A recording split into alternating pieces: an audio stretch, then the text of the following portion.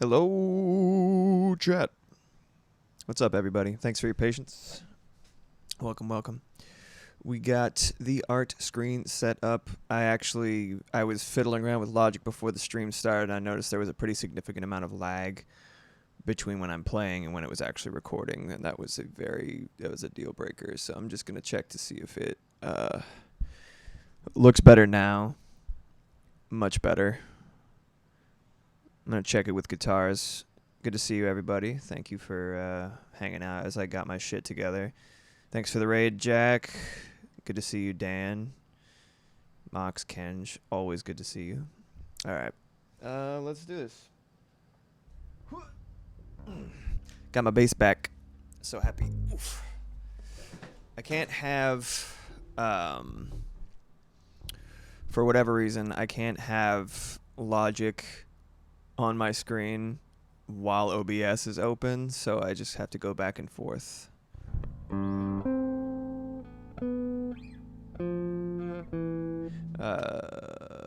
Maybe I'll play it up here so y'all can see it. Also, it's a little bit more comfortable in some ways. Wow. This is my 6-string bass. Thought it was busted. Took it to the local guitar store. Turns out it was just there's something wrong with the battery for the active pickup, which I forgot was a thing. And then he's like, oh yes, maybe it's the battery. And I was like, there's a battery. And then I looked, and there it is. I'm like, I'm fucking stupid, but it's fine. Everything's fine. It's one of my favorite instruments to play. I don't have a strap. Or rather, I gave the strap to my 8-string, which I'm also planning on playing, so let me do this real quick.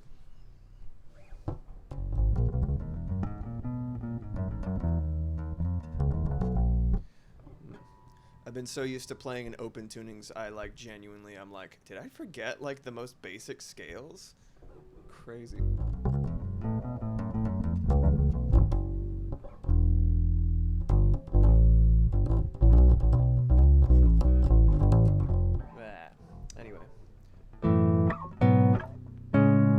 I love the way chords sound on this thing. I gotta actually talk into the mic. Foolishness, Dante. So I have a couple of ideas for today. The bottom line in terms of what we're going to be working on. How are the levels, by the way? Is Logic too loud? Can you hear it? If you can't hear it, that's a problem. It is a problem. I see it now. I see those lines not pop-a-lopping off. Well, that's okay. Levels are good. All right, let me know if...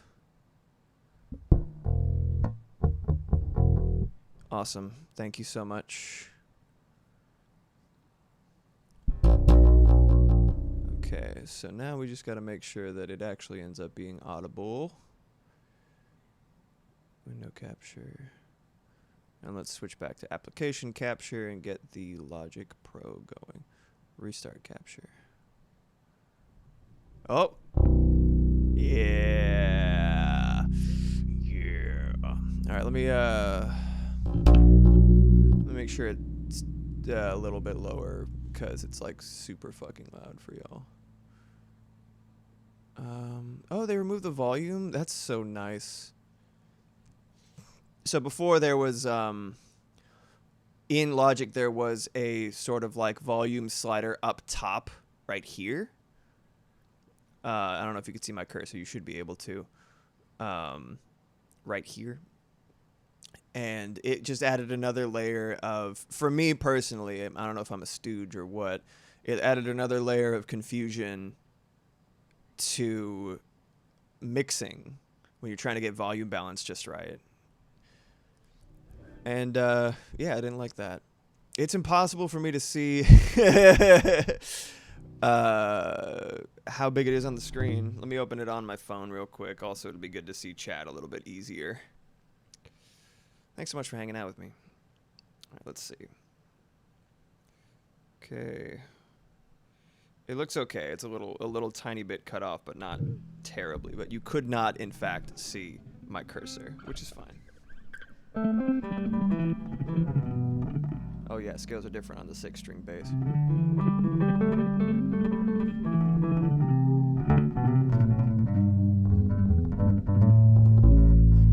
E.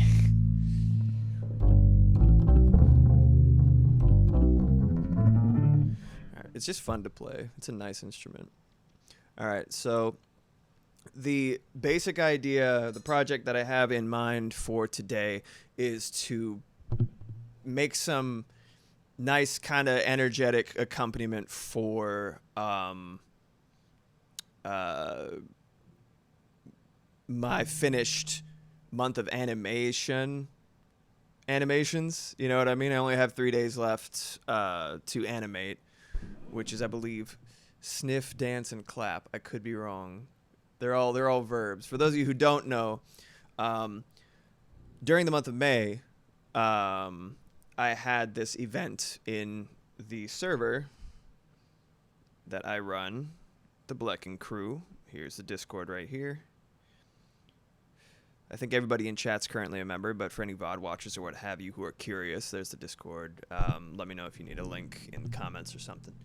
Also, thank you for watching the VOD, as unlikely as it is at this point. I love to see you. But long story short, for every day of the month of May, I was like, the month of animation, right? I was like, oh, let's make something spiffy, right? And so I posited a challenge to the members to make. I made a list of prompts for each individual day of May. A verb specifically, a single word verb. I thought, let's start with that. Maybe we can get a little bit more saucy or weird for the next year. I don't know. But in this case, one single word verb for each day of the month of May. And you're supposed to animate. The kind of goal is like animate for like an hour or so, but you can do quicker, you can go over. As long as you're animating once a day, there you go. And there were catch-up days. I'm catching up right now, which isn't at all embarrassing for my own challenge, but this is why I have it set in place, right? And everybody makes an animation as best they can, whatever their skill level, whatever hardware or software they're using. You're animating for every day of the month. That's what I care about. We have one of the champions in chat right now. You'll notice that was 6 months ago. What are you talking about? Time is an illusion. But yeah, Kenjamin is one of our champions. The other champion is, in fact, the one and only Mo Chicken. He did amazing work. They both did fantastic, cute, adorable, or funny, or just great animations for every day. And I'm just like, damn, y'all showed up, and it means a lot. You know, that's in a lot of ways, like, it's kind of a leap of faith, right? I feel the love, put it that way, right? Because not a lot of people would do that for somebody who ain't nobody just yet. It is you, Jace. It's like gazpacho. Black needed time. Wow. I am known for my scintillating gazpacho soup. Many people say that about me.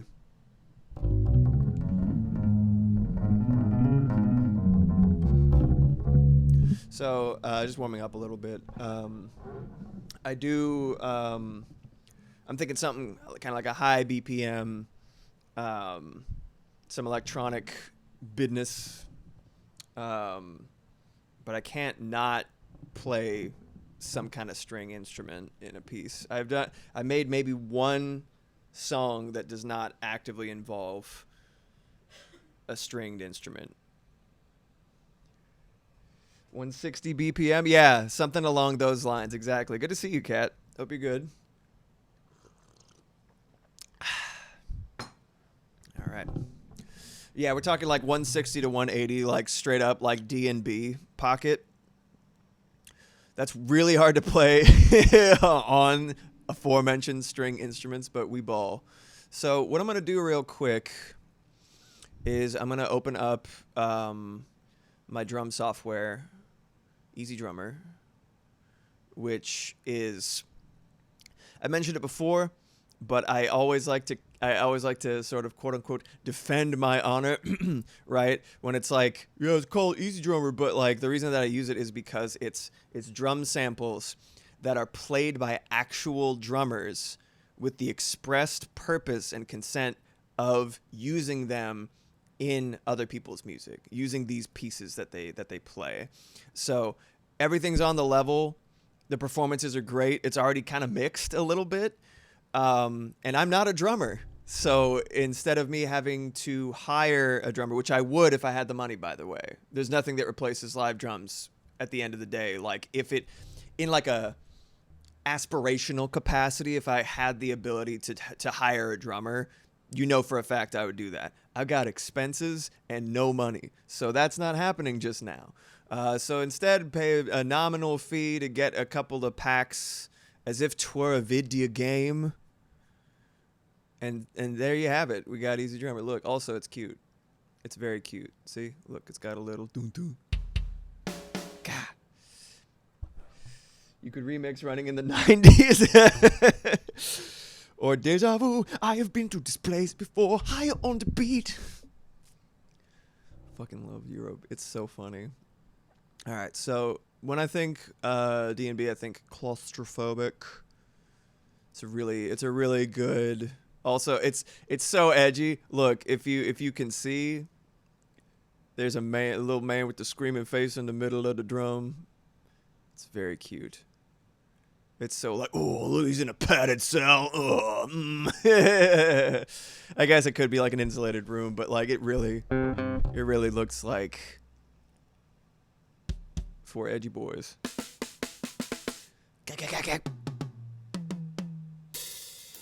So let's see what we got real quick. Claustrophobic. Highest they have, I don't believe that. The highest they have is 170. It's the hollow break. And now this one I'm gonna have to hear from you guys if it's way too fucking loud, but I'll keep it low for the beginning.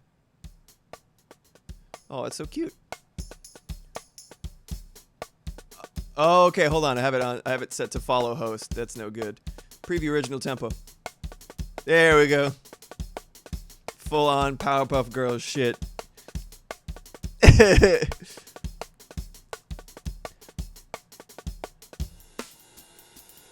No, I don't want swung breaks, man. Come on. Sometimes I can take like one fill and it actually sounds pretty saucy and I can expand it into a full groove, but like that's a flam. A flam, by the way, is when it goes blah instead of just bah, you know what I mean? So it's like the if you're hitting the same thing with two sticks, it's slightly out of sync on purpose for a fuller, longer, more sustained slap as opposed to just hitting it with one stick at one beat, you know what I mean? Anyway, that's 100% Powerpuff Girls. Hold up. Now we really are running in the 90s.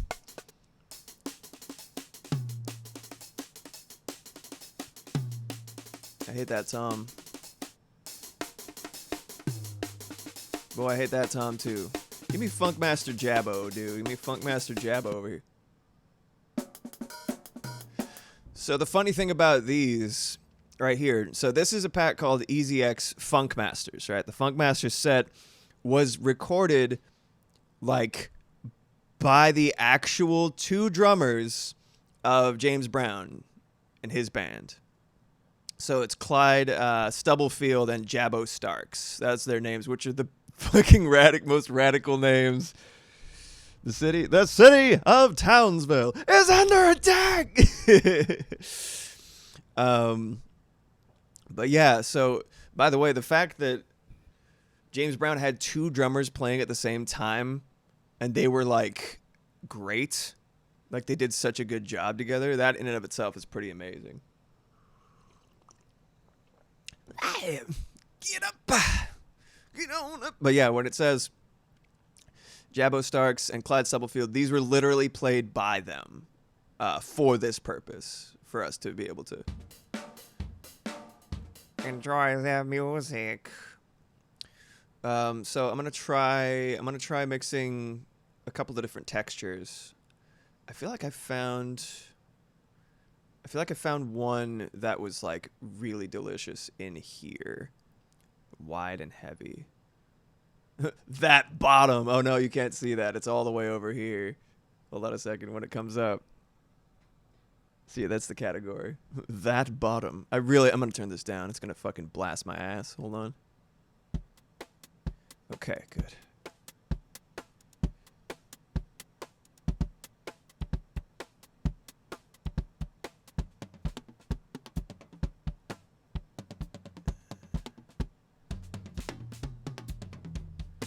Very 9 Inch Nails.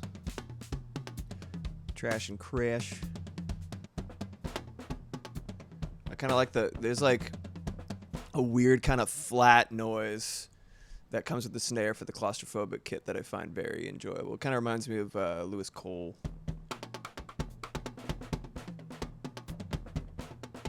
Cymbals. But that's pretty hot.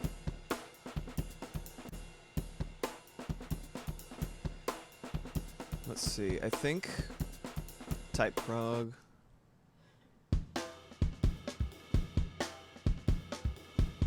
It's pretty good. Pretty original tempo.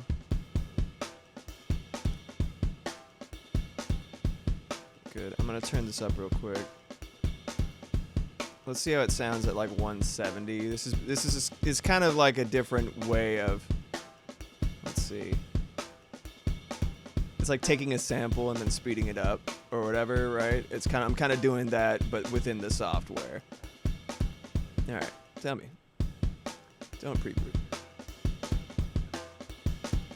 I think maybe we will stick a little bit closer to 160 because I do want it to still have funk. And I think once it picks up too much speed, it removes the capacity. It makes it harder to find the groove in it. So let's see real quick. Tell me your story. That feels pretty good.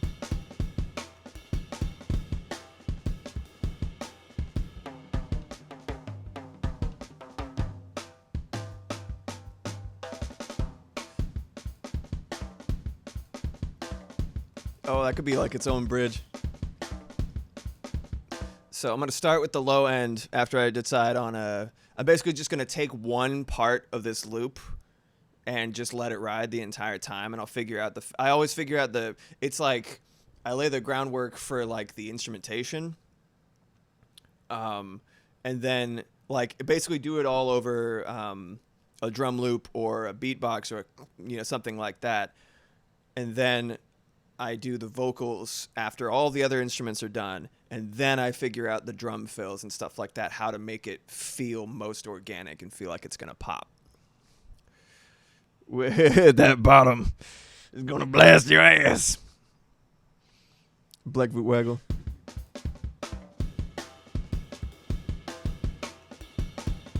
I like that one. It's like it's so funny before it does like the... It's pretty good. Ooh, it's pretty good. Oh yeah, let's go. All right, I'm gonna gather a few of my favorites. Let me remove the library real quick. No need for that shit.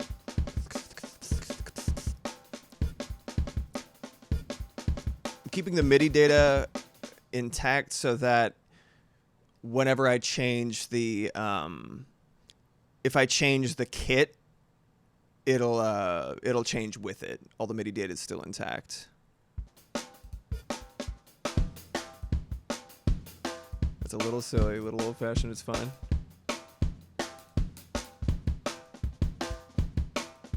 I like that one.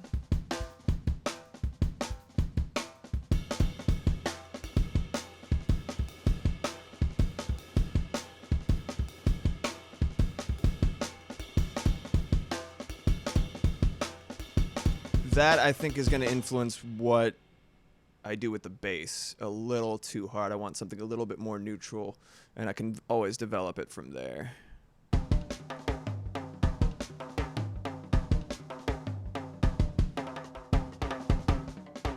I feel like I'm running through like a jungle maze.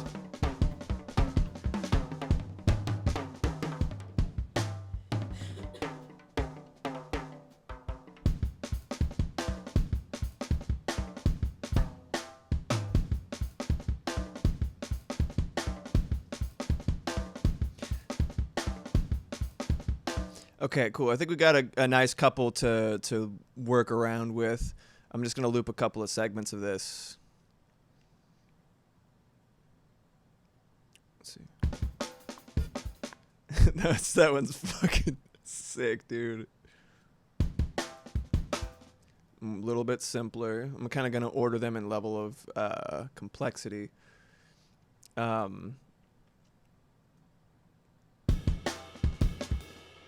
That's like, yeah. I'm gonna just lengthen them a little bit to be 2 measures or whatever that is. I don't know the names of. One thing that'll be very apparent very quickly is that I know very little music theory at all. I'm very much self-taught, and I am apparently too lazy to actually study. So, sorry. Back at the group. Let's get the piano roll up. Just to see what exactly is happening. How's your day, by the way, chat? Got any plans? Working, lurking, yada yada.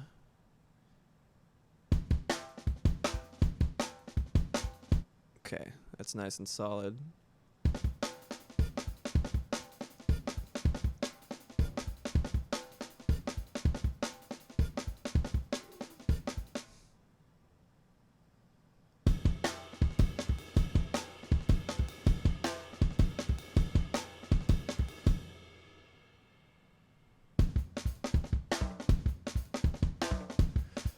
As much as I like that one, I think the little extra toms in there, I'm not 100% sold on. As long as I have 3 different things to move between, I'm going to get a couple of fills later and I'll merge them together.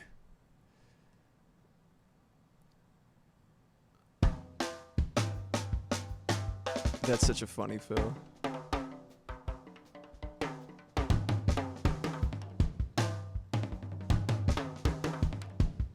I don't know. This is that's another thing that I find interesting about the different packs being made by, you know, the artists themselves, is the fact that their terminology might be a little bit different. Like the difference, like I'd never heard the term specials, right, before I saw the Funkmaster kit, and then like, oh, that must be like what they refer to as basically like a drum solo for all intents and purposes within the sort of old school funk world. That I found it was very interesting. Working and lurking, dreaming of the minds, dude. Someone expecting those drums to burst into na na na na na na na na. I don't know what it actually was, but I saw na and I got Katamari.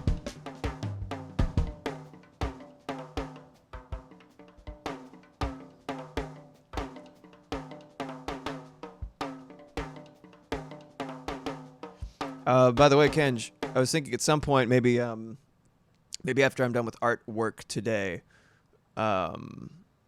we can overtake that ancient city together, or do a trial chamber. Maybe I'll ask folks in the Discord if they want to join. But if it's just the 2 of us, we can make it if we try. I think it'd be really fun to do that ancient city as soon as possible. I want Swift Sneak, and I am contemplating building in the Nether, in the end. Sorry, I'm already building in the Nether. I'm contemplating building in the end.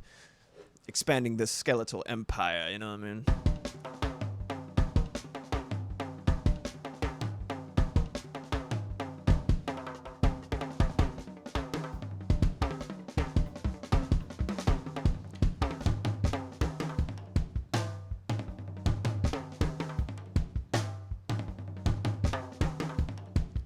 It's like, it's equal parts it's as hype as it is a little tiny bit goofy, that fill. So I'm kind of torn about it. We have enough to work with here. Let's get to the good stuff, huh?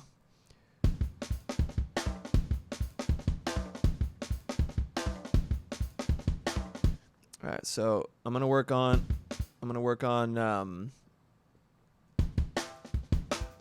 figuring out. Let me get a.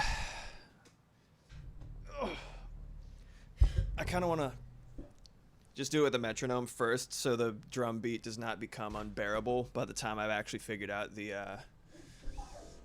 the groove, but also it sounds really good.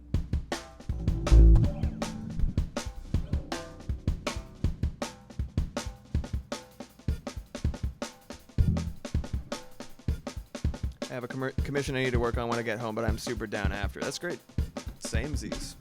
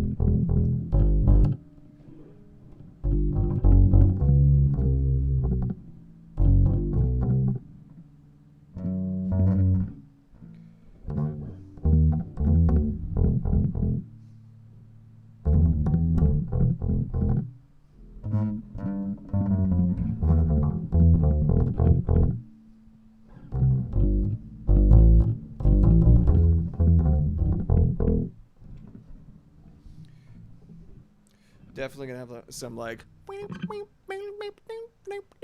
you know, some funky guitar strummings.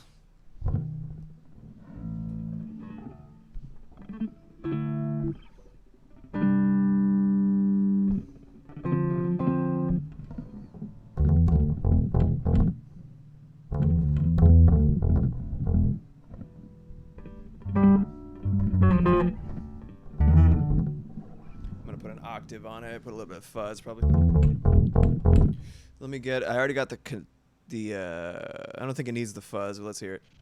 I'm gonna put that on the guitar for sure, a solo guitar. I figured out a nice distortion and amp combo that I actually really like, and it's super straightforward. Most of my shit's super straightforward, I'm not gonna lie. Kind of caveman stuff.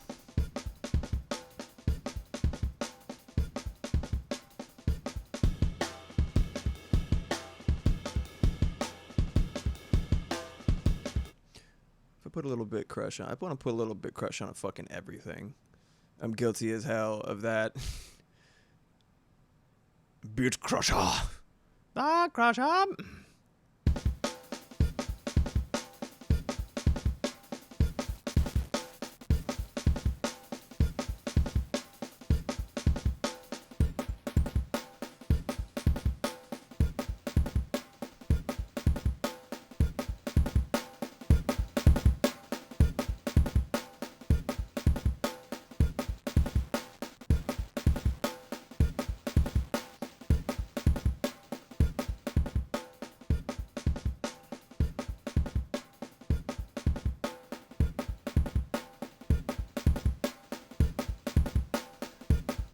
I just now drew a connection, a sensory or textural connection between when something is bit crushed to shit and like a rainy day.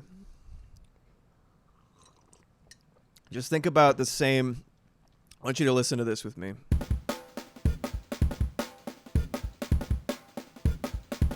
See how the sort of elongated like ends of different hits end up having like a quality to them.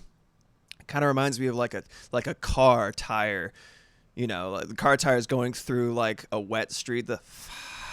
You know what I mean? Interesting. What's up, Matovi? Good to see ya. like a rainy shit. Yes, shit raining down, Dan. Oh God. But yeah. You know what I need to do? Okay, I need to figure out a second kit and double this because, hold on a sec, let me label stuff like a real professional. Easy. Wolf. Drummer. One. Oh yeah, chocolate rain. I moved over to try to do the breath thing, but my bass is too long and I hit my shelf. Thanks, Dan. Chocolate rain. Damn, Tazon Day, bro. Taking me back to 2003? 2006? I don't know. It's been a while. I wonder what he's doing now. I leaned away from the mic to injure myself. Oh, man.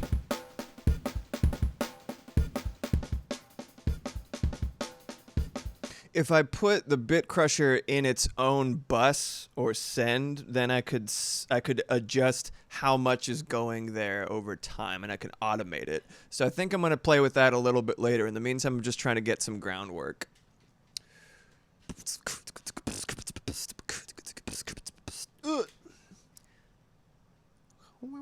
I need at least a full couple of measures.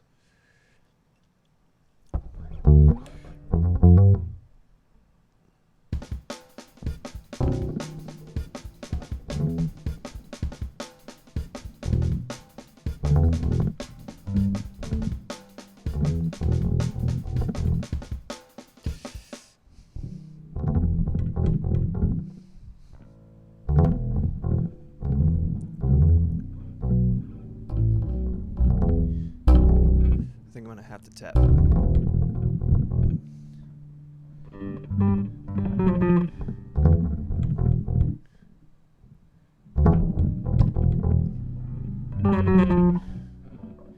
Ooh.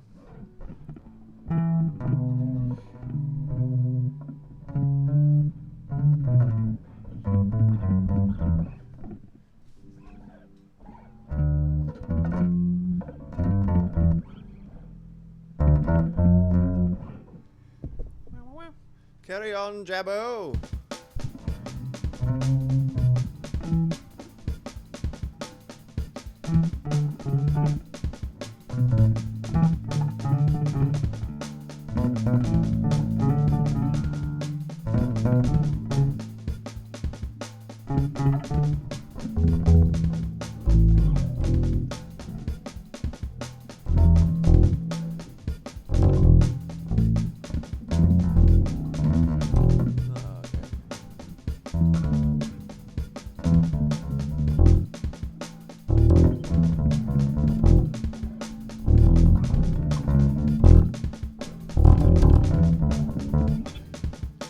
A little bit too low.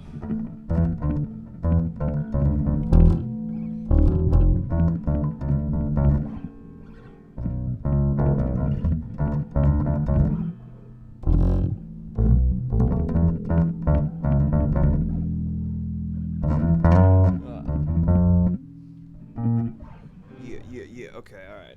Oh.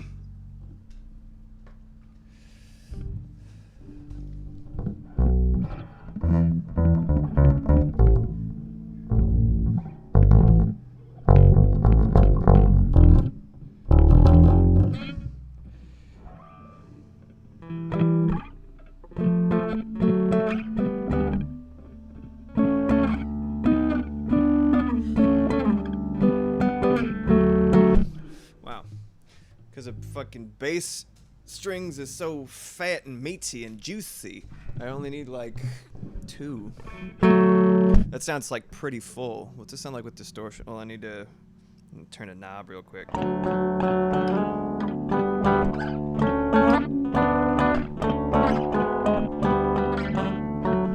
Yeah, what's that sound like with distortion?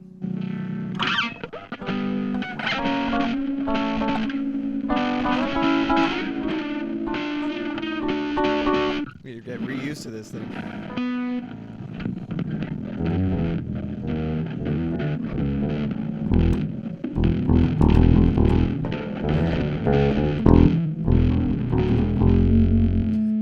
That's pretty cool.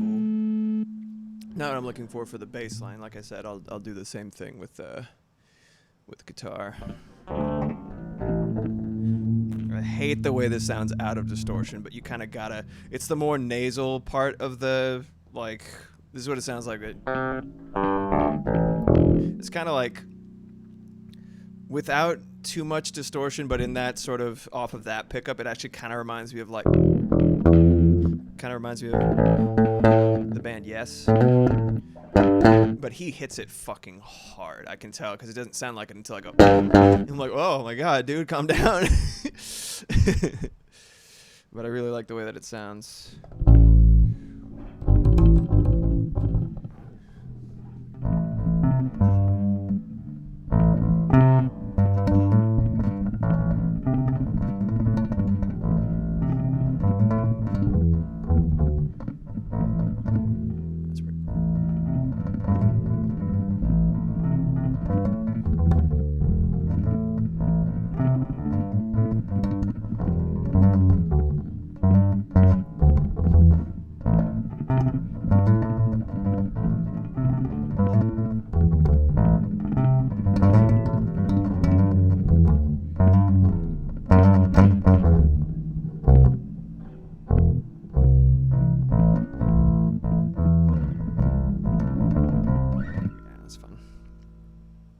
It's just too much fun, this freaking instrument. All right, let's label it again. Profesh. Bass. one of my friends that I met through the course of kind of slumming around trying to get gigs in hotel lobbies and shit. My good buddy went by Snaz, and they're an 80s kid. Just an amazing, wonderful human being. Miss you, Theo. But at one point, he does like one man gigs with like the drum machine that's built into the keyboard, and he plays over it and he loops and stuff like that. And at one point, he set up a drum beat and he was about to start the song, and he said bass. And he hit a button, but I guess it wasn't the right one, and then it went askew, and he went, oh. I didn't think about that. There's something so bold and brazen about initiating something with the word bass, like a music piece with the word bass. It just has so much like status, and like, you know exactly that, oh, this is gonna hit hard. They're just oh. It's like gently fumbling. I'm like, oh man, I've been there, dude. It was just adorable, honestly. All right, slight noise. One sec.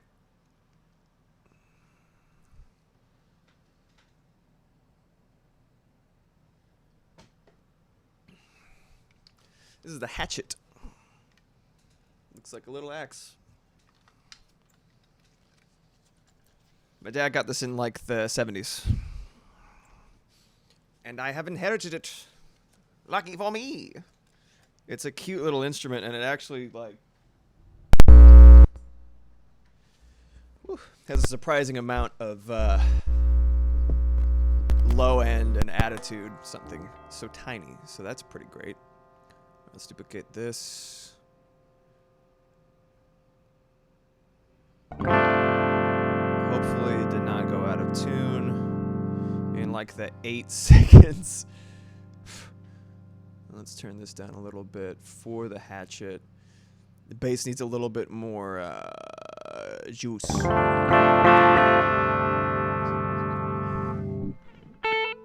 I haven't played. I like I said, I've been doing mostly open tunings. I'm gonna pick up my 8-string at some point because it I feel like different guitar tunings are kind of like different characters in a fighting game. I actually, stupidly enough, have referred to practicing my scales as practicing my combos, because it actually hits the same exact part of my brain. Like, oh, it was a success. Except instead of damage, it's beauty. Or dopeness. I don't know what you want to call it. Point is,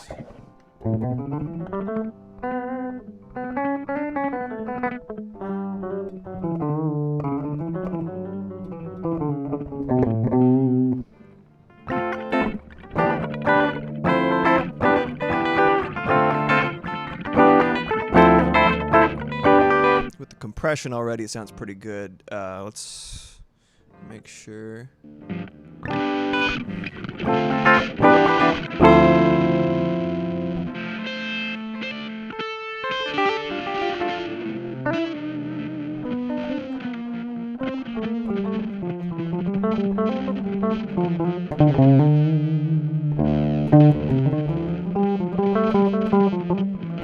Need to adjust that a little bit.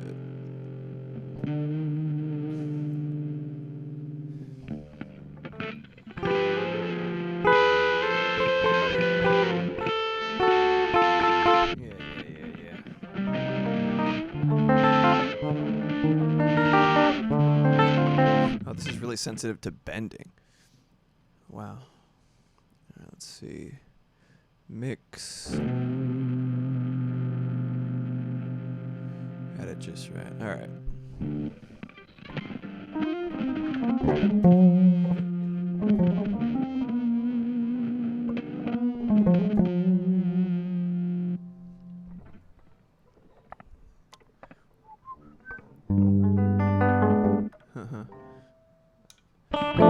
The only time I use this, it's the same situation that I was just describing with the bass. It's kind of like a nasal, the really high pickup, but you see it in a lot of genres where the guitar is like, it's always on that like high end pickup, because the overdrive boosts the low end so much, it ends up getting really muddy if you have it like not focusing only on the trebles. Everything else fills out, so it's kind of interesting.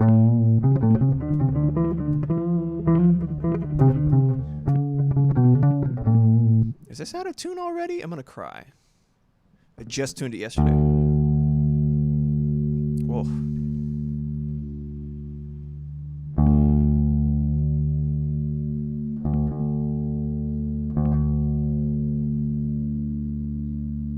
Turn off the compressor while I'm doing this, or the amp. Come on, baby boy.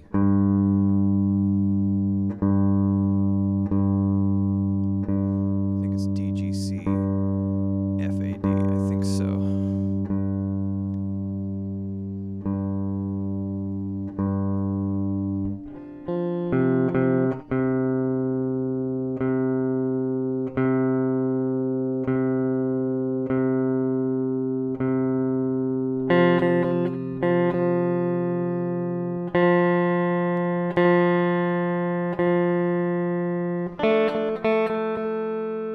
Looks okay. I think I was just hitting the bends a little bit too hard, which is fine. So let's go ahead and just have as many things open as possible. Let's get one more track open.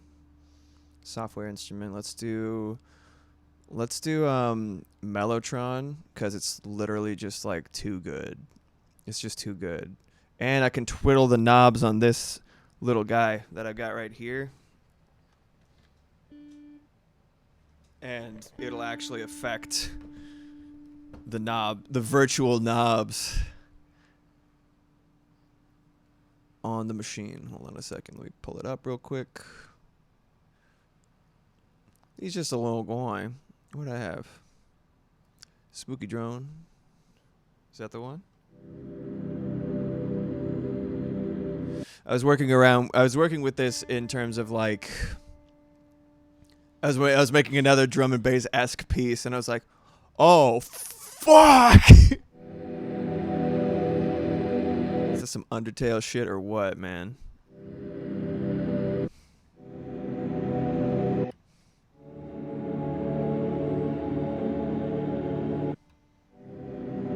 The vibe.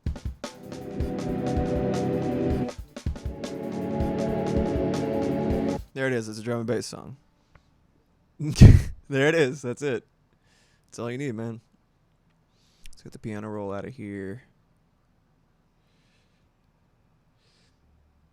That's what it's reminding me of. I couldn't pin it down. Yeah, exactly. It's like Here We Are. That song. It's like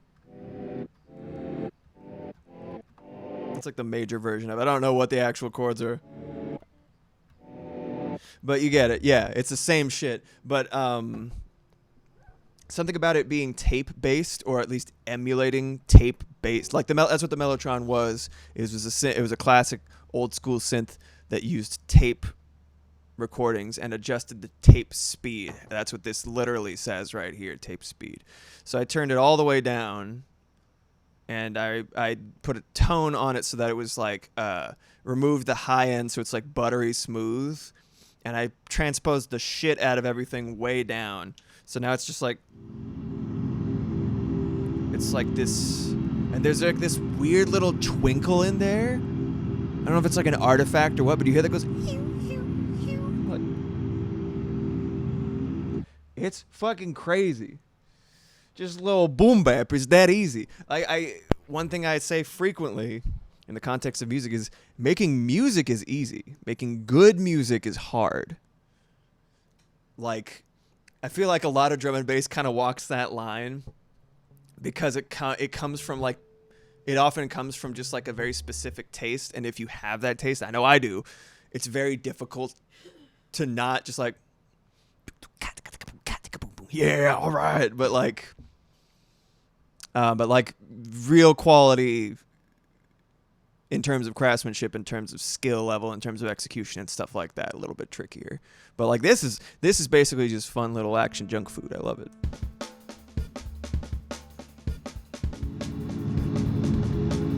It's so loud.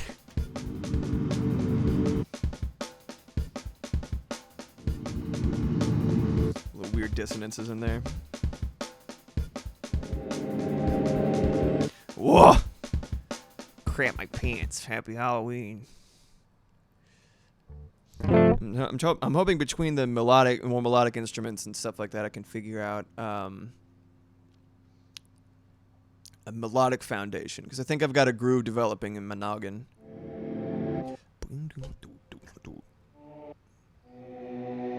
Also Metroid.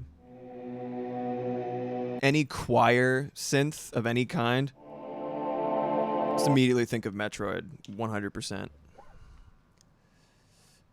Metroid Prime specifically, but like it's been around for a while.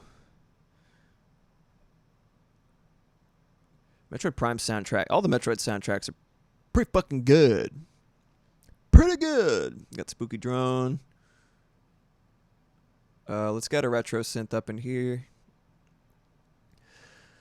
One thing that's really important to me in visual art, I've been trying to think of it, because I'm better at visual art than I am at music, like in my opinion. More experienced, if nothing else, because I've been making art since I was a tiny baby boy, like 4. So I've been doing it for like 28 years. I'm old. Give or take 28. Math? Yes, math. And I've only been playing music since high school. So I've been trying to lean more into the sort of the synesthetic element of it, where it's like viewing my music as I would my art, because I have a workflow, I have an idea of what I want, I have a set of textures and brushes that I like, I have a set of colors in a palette that I like. I like shit being consistent, sustainable, and identifiable. That's my main priorities in terms of making art that I feel like is my own. And a lot of my favorite artists like Ginger Root and Lewis Cole, you know, essentially indie musicians that ended up blowing up to extreme levels because their shit is just good or interesting, or they've got like a very specific, like Ginger Root especially has a very specific aesthetic and set of textures or tones and sounds that you can immediately associate with him. You're like, oh yeah, he used the little bloopy guy right over here, and he used that Rhodes that's like super silky smooth piano, yada yada. He puts his voice through like a little filter and stuff like that. You're like, oh yeah, I know for a fact that's him. Or like Unknown Mortal Orchestra. Really, really strong sound and identifiable sound from an immediate distance. Yeah, Metroid Prime has a good soundtrack. How could you say something so controversial yet brave? Indeed. Oh, that's my favorite song. It's my favorite song. It's Maeve's song. You know the problem with the Metroid Prime soundtrack is the same problem that I have with Metroid Prime. Same problem I have with Metroid Prime in general, which is it's insanely good, but it's also so relaxing that I end up like trying to play it at night, which is when I do most of my gaming, and I'm just like, it's a woo wee wee dee dee doo nee nee nee doo nee doo gloo beep beep beep boo diddle. I'm like, it's so relaxing. Meave, come here. Come here, baby. She's still in her cone, not for much longer, hopefully. Come here, baby. Oh, she's like, what do you mean, come here? You made a barricade of big wooden bullshit. Come here, sweetie. I'm gonna go grab her. I'll be right back.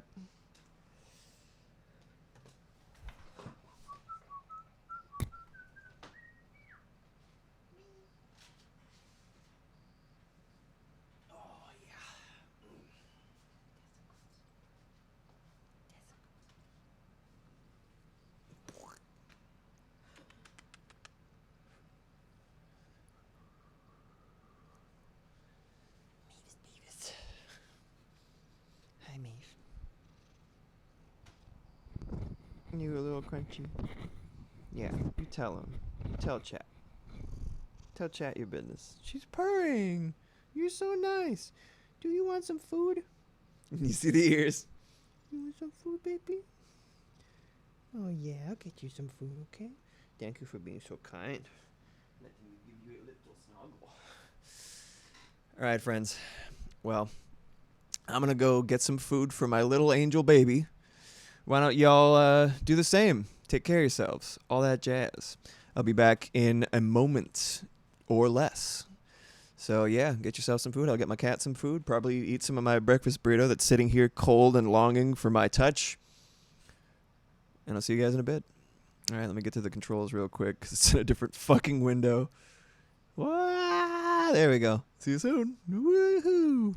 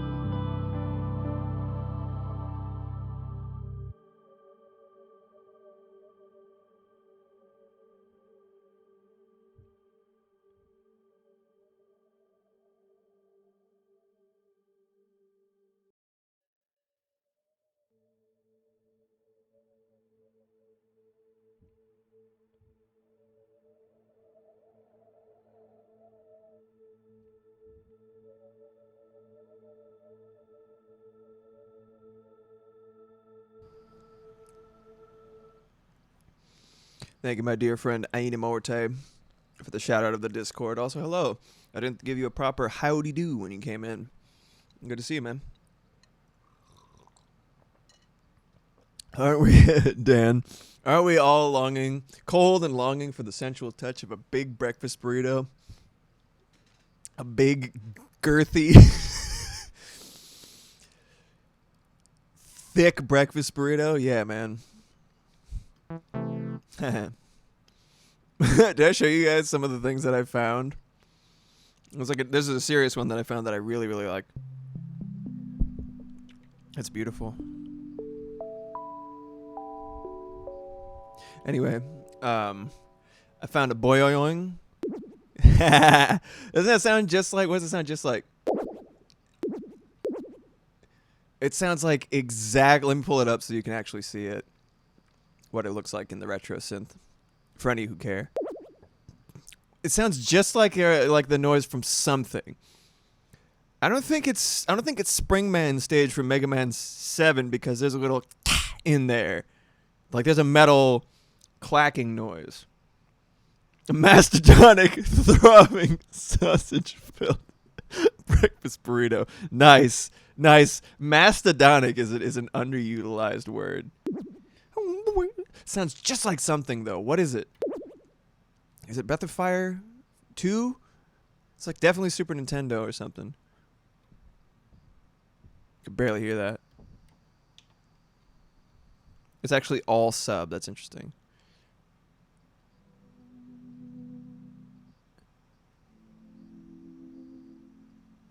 It's like you could barely hear that.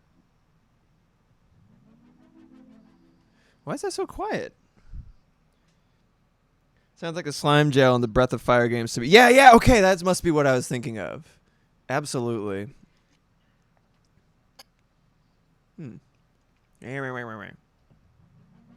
That's like minuscule. You could barely even hear it. Tickles your noggin.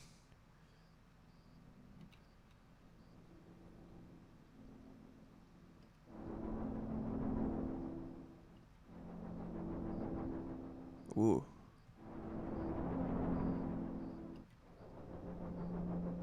There's a little sine wave in there that makes it kind of interesting.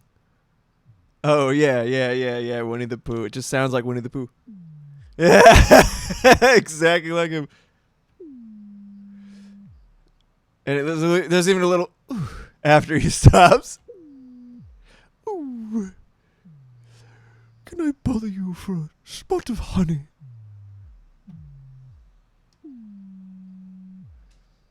Yeah, Breath of Fire was sick. I just think about it was actually the combat sprites in that game were probably where I fell in love with like VFX in smear frames in combat. Like specifically the level of impact that their regular attacks had was unbelievable in 2 specifically. Breath of Fire 1 I think Breath of Fire 1 was a stronger game thematically, like in terms of if you're viewing Ryu as the avatar character, you know, the player character, the feeling of getting stronger was so tangible for him when you did the solo missions. That shit was cool, like the little like the shrines and stuff. I like that a lot. I do appreciate all the themes of like religious like brainwashing or whatever the fuck in 2, and I think there's a lot to it, but also I feel like it feels very much like a sequel, if that makes sense. Hey, remember this from the last game? Yeah, I remember from the last game. It's like that's too many things from the last game, dude. Please. Also, Sten. I wish they made Sten usable. Anyway, getting off topic. 3 of 4, dude. Oh my god. Yeah, I was thinking for like Super Nintendo, like that was my first exposure to like, wow. 4, I actually haven't even played or seen much of 3, but 4, it's genuinely jaw-dropping. Like, how good that animation is. Like, I understand why they did certain 3D boss fights, but I was also like, yo, but like, you guys are really good at sprites. because we're really good at 2D sprites. It's the same team. It had to be the same era. Like, it was like that beautiful pocket between generations where it was like you started seeing shit like Warzard / Red Earth, Third Strike, Breath of Fire 3 or 4, whoever they had in their 2D animation department was like genuinely godly. Like, I don't know who they had. I got to do some I was actually just talking with Moxie the other day. I was like, I need to actually research who the animators were that were responsible for shit like Third Strike, because it is world class and it does not get the recognition it deserves anywhere close. Even though people are like, yeah, it's fucking great, it looks great, it's a cult classic. It's like, no, dude, I'm telling you, no game should be literally a masterclass in impact, swash and stretch, anticipation, like in so many things, and for it to just be considered good. Like, that shit is out of this world. Oh my god, dude. I didn't like the color palette in Breath of Fire 4 as much, though. I see that. I haven't seen 3, so I'll take your word for it. Color palette in 3 is closer to the NES. Same animation quality as 4. Wasn't a fan of the pastels in 4. Was all. Felt muted to me. Makes sense, moving from like the super saturated vibrancy of the previous ones. Because I consider Breath of Fire 2 to be like Crayola anime shit. You know what I mean? Which is it's not an insult. It's just like a very specific vibe where it's like they added more detail by adding more color. Like, a lot of the time it's like, whoa, it's bright. Oh yeah. It's very, my inner child's very enthusiastic when they see that. Anyway, here's Winnie the Pooh. It sounds just like him, man. See if there's anything I can use in here. Ah, it said bassy hit, but it was really high. Oh yeah, hold on. Straight up Earthbound. Like, you just got hit for like all of your hit points. You better do something before that rolls to 0. I'm so glad I found that. I love this shit. It's super cool. Kenjamin, pixel art really shines with high contrast. Yeah, exactly. And that's one reason that I kind of hint, like, a lot of the principles that I use in shading for my more kind of like cartoony but still lineless stuff uses the same, because there's no opacity on the brushes by design. I'm just like, no, this is not painting right now. I put paint techniques on paintings. You know what I mean? This is some graphic shit. This is like super high contrast. I try to use a lot of principles that I've seen in pixel art within my my 2D stuff, my animation. But yeah, that's like, we're like, oh god, like that fucking pump in Earthbound that like counts, and it's like the scariest shit you've ever heard. Then he blows up. All right, what is this? Firecracker. Oh yeah.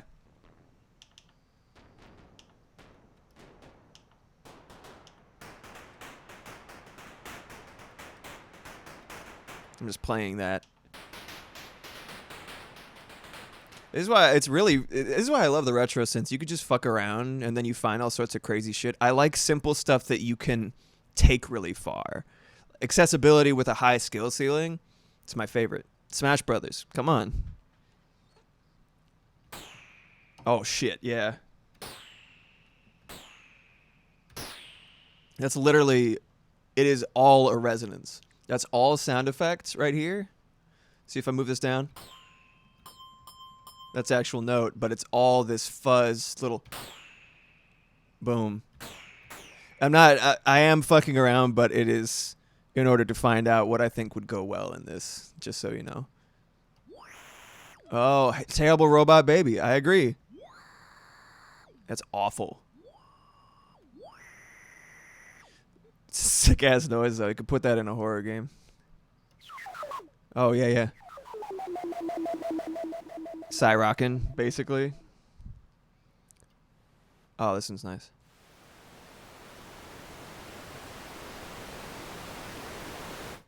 Hold on, I have to just hold it out for the entire thing, but it was too many notes at once. It was just awful. That's nice, huh? You loop that shit. It's like a bit crushed ocean wave. Man, come on. Little moment of zen for you, chat.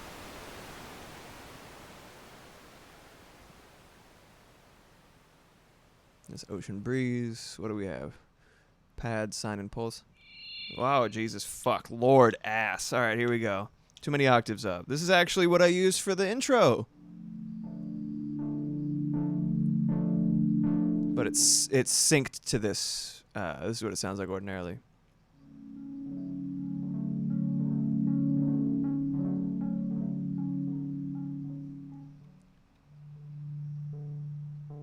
So yeah, you recognize that from the bing, ding, doom, doom, you know. I forget what notes I played though, so it kind of makes the example less powerful, but you get it. Maeve, you could have shit before the stream. You could have easily done that, Maeve. Shitting right now. This cat. Killing me. That's too low. Well, that's really beautiful.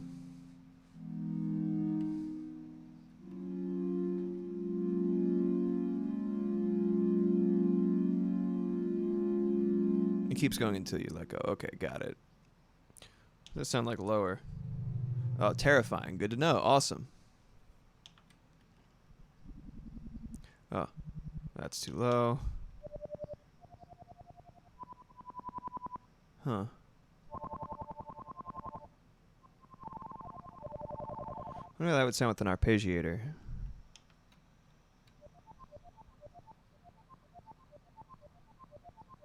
Pretty sick.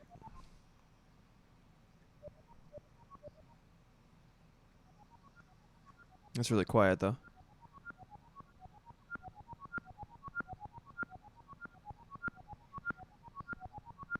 It's kind of magical, isn't it? The little at the end there is kind of weird, though. It's pretty cool. I like arpeggiators. Oh, hey, whoa, no. No. That's not what I want. All right, let's make a bass, chat. Let's make a bass. Let's just recall default. So where are we at? Too high. No arpeggiator. Get out of here. Lower. Are you kidding shitting me? Well, if she did a good enough job burying it, then I won't have to smell it during stream. But if that whiff hits my nostrils, I will have no choice but to take another break. And I don't want to do that, chat. So I've already taken up enough of your sweet time. Just messing around. All right, let's get a triangle wave. Classic bass noise.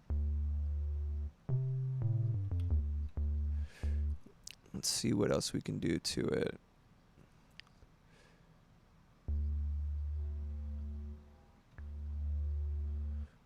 I want to include another noise in there. I'm going to use a square wave to get a little bit more sharpness.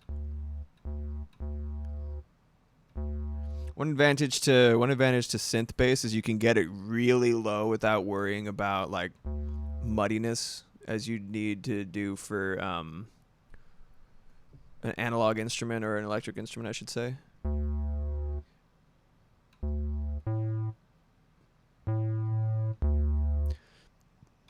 With the sine wave, it's like really.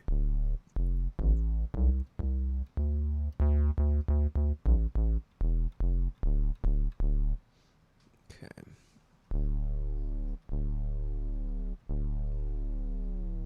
What volume were we at? Get out of here, library. You're not welcome. It's pretty loud. It's just gonna be really hard to mix if I'm not careful. That's pretty flatulent. Sorry. It's almost. Whoop.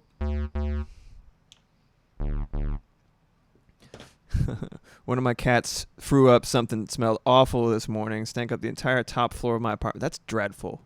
I'm so sorry. Cats and their bodily functions. Where do they get off? There's a little bit of a thump from the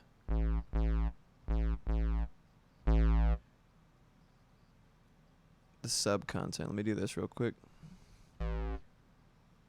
Because a bass note, if you look at the waveforms for like a bass, they call it transient.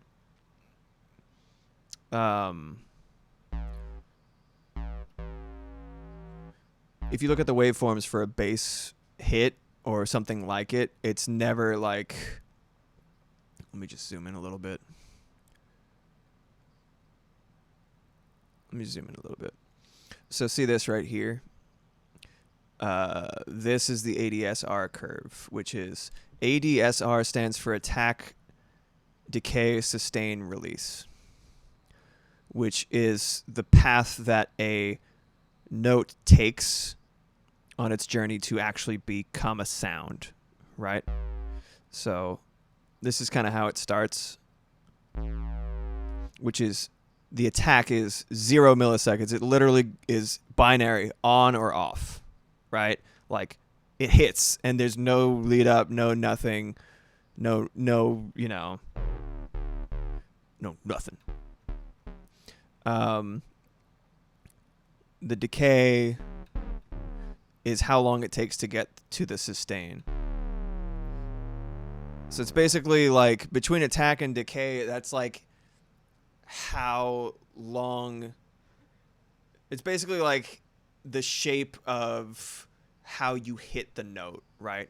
If you hit it hard, it's going to be like a bit of a longer decay. And sustain is how long it lasts until you let go.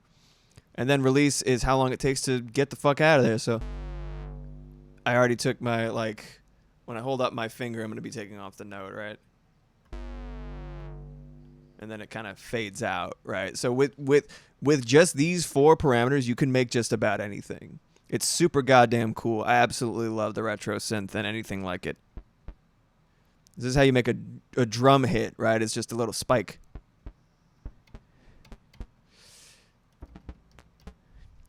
And then you have to get craftier to do, like, other shit. But right now we're making a bass note.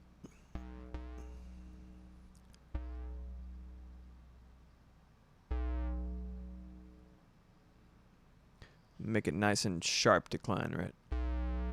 There we go.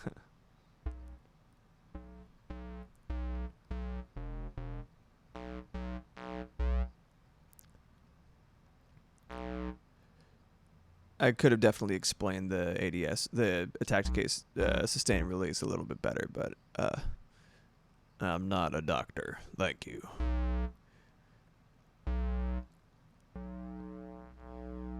I guess attack, if I remember it correctly, is how long it takes something to get to its maximum volume, to be more specific.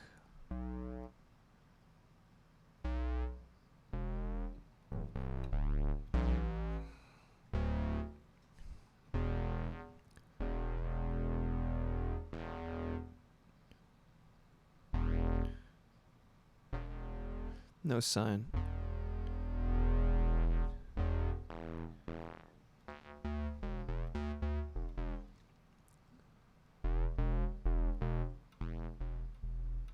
Oh, you could barely hear that.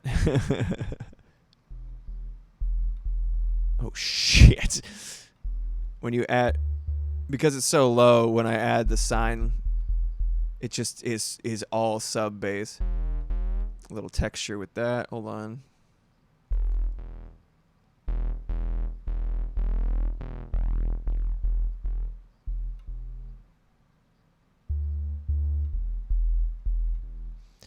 That's going to be really good under something. The sign is a little bit too mellow. I want a little more edge though.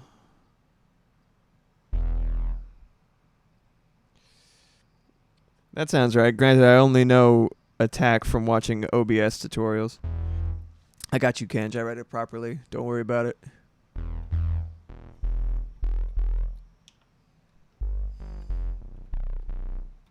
That's no longer notes. Okay. Cool. We got a couple of... I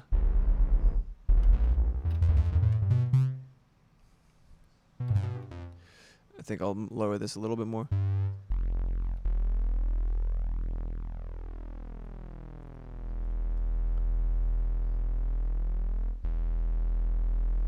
All right, let's try that.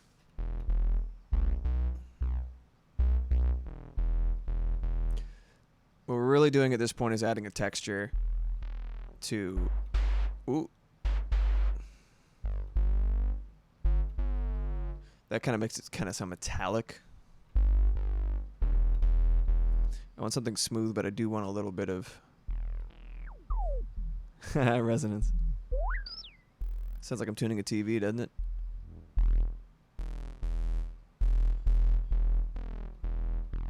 I don't know what the key does.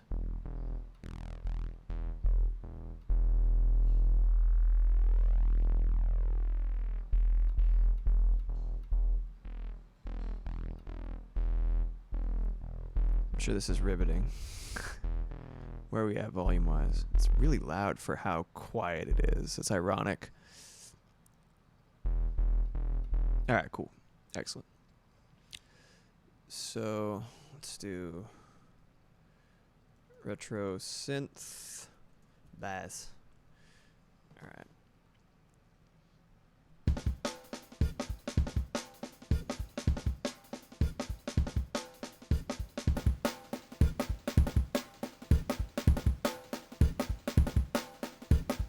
Let's all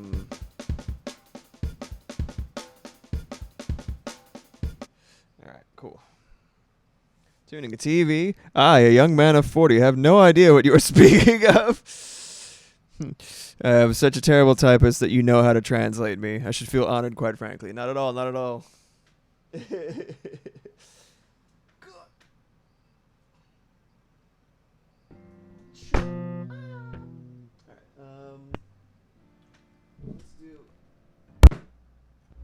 Talking shit into the wall and such.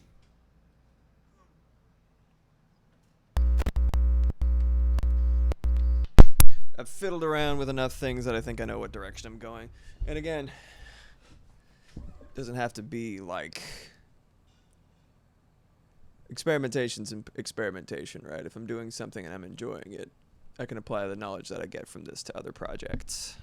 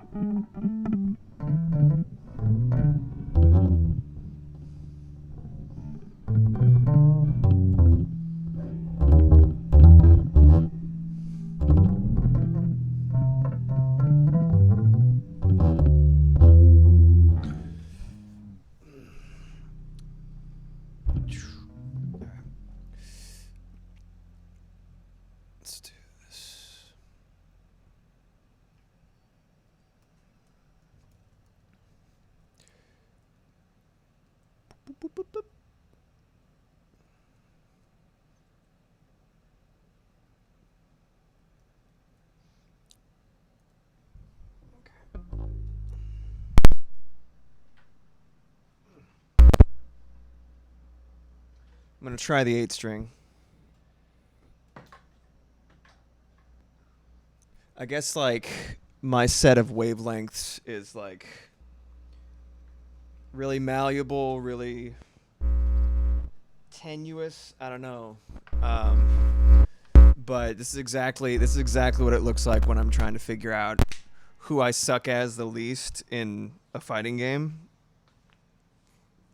Probably just like because just like in a fighting game, I don't like. It's hard for me to pick a main and not burn out like really quickly. So like,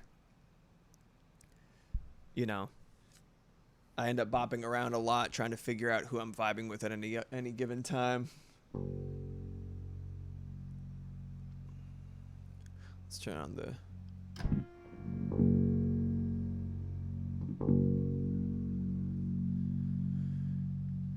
Since I'm more used to playing in this tuning, maybe something will pop out to me a little bit harder and faster with, you know, just noodling.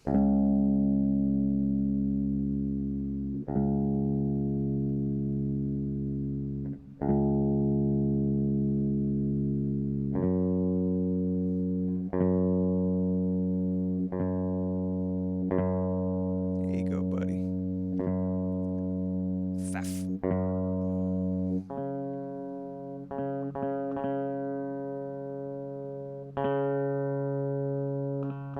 Whole thing I tuned to F sharp major 7.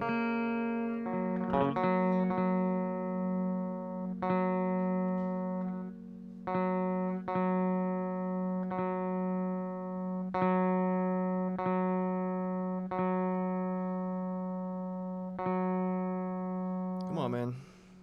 Oh, whoops. I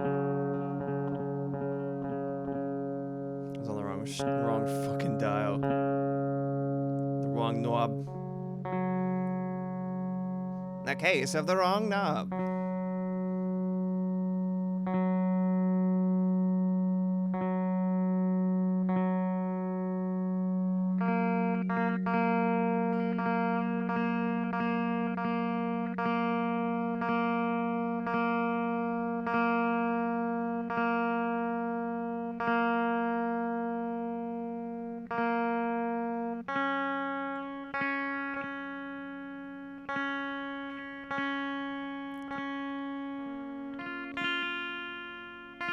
Maeve's preoccupied right now because I took her out of her cone.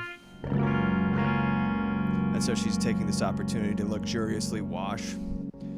But often she seems to hate it when I fucking tune instruments, which is really funny. Like she comes up and she like grabs my hand and she like sniffs it and like licks it. And she's like, I need you to stop doing whatever you're doing right now.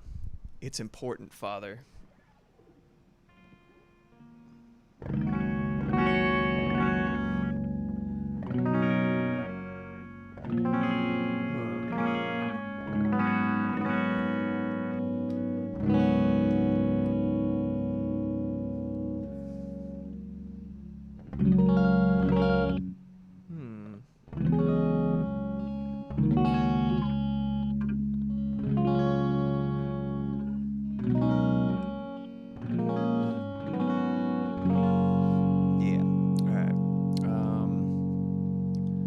Let's see how this feels with distortion today.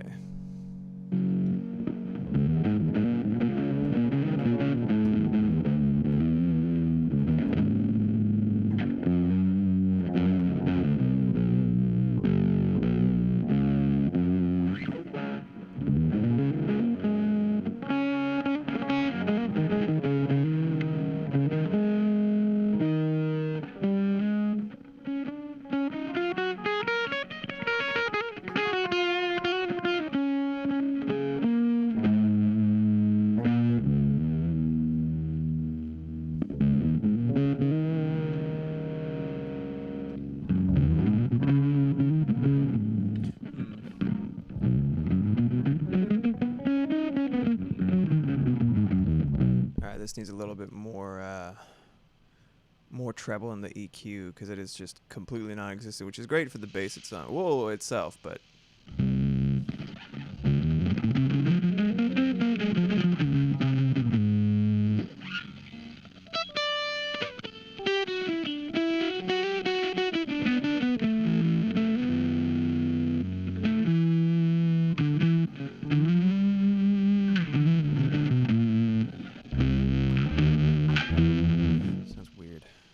buzzy.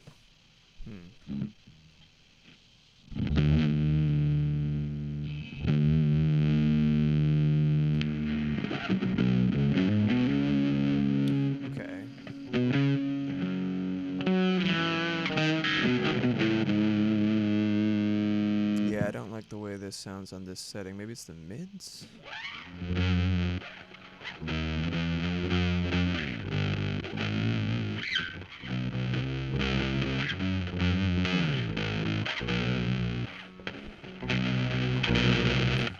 All the high-end shit sounds like it's, I don't know, kind of flatulent.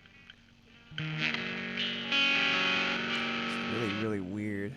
Well, I'm going to move this bass amp, replace it with another. I like using bass amps even on guitars. Really nice, but I need to adjust the settings like really hard. Let me do this. Let me see what I can do.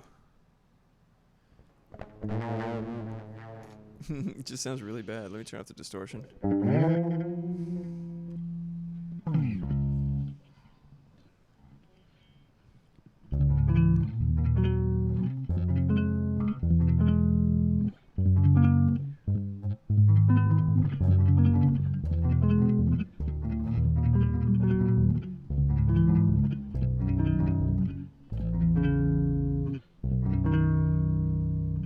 Yeah, let's check the chords.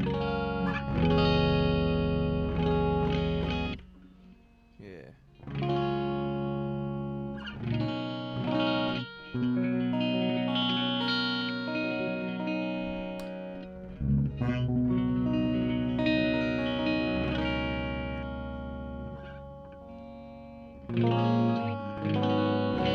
It's gotta be in the middle. That's just, there's just no two ways about it.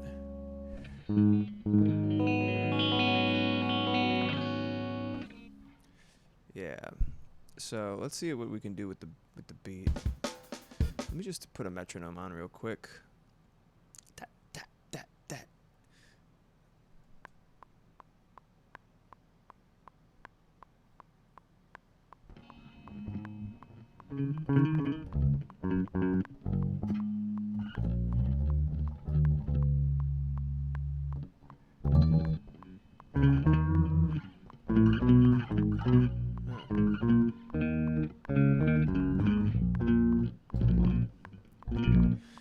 My nails are a little shorter than they ordinarily would be.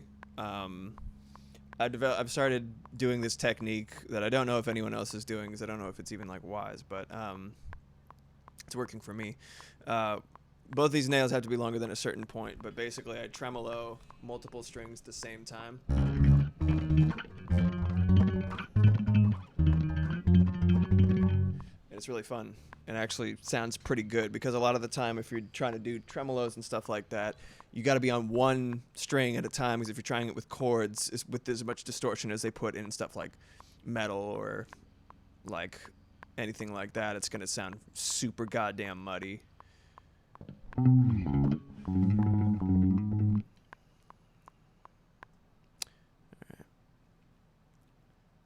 Soft.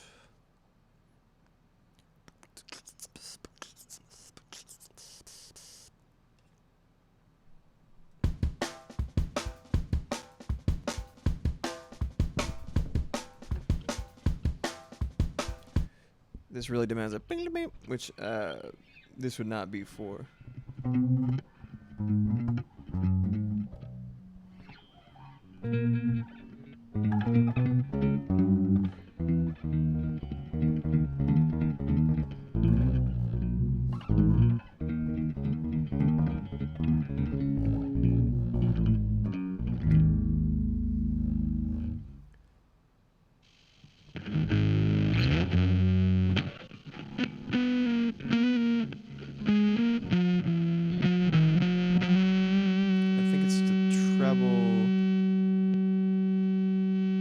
Interacting with the distortion, that's what's happening.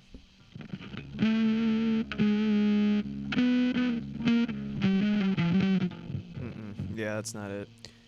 Let's get out of here. I have an EQ that I use with bass. Let's see if that works. Without messing with too much other shit.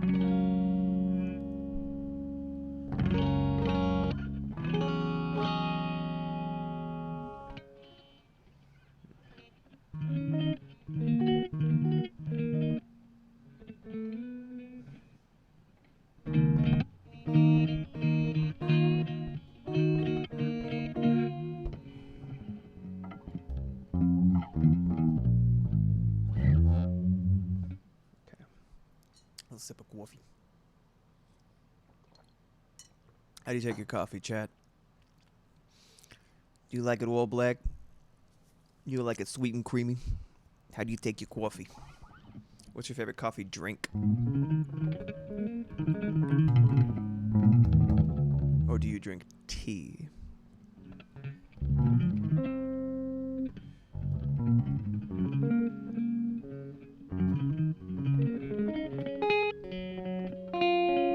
Hell yeah. Coffee ice cream.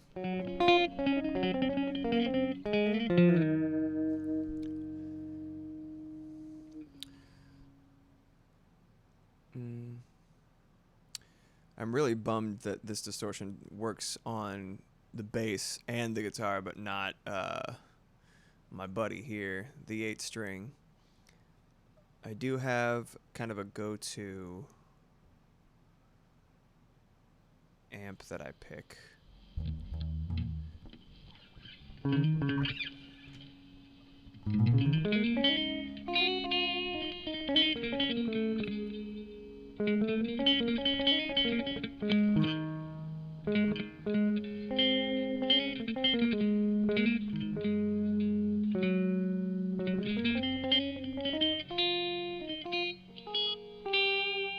Yeah.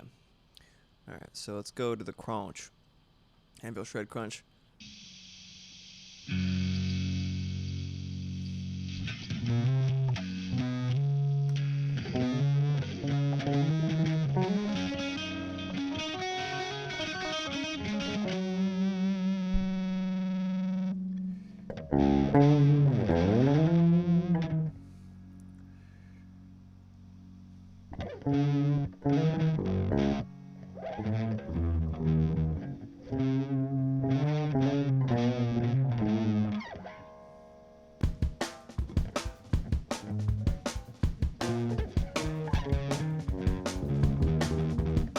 So that's what I had before.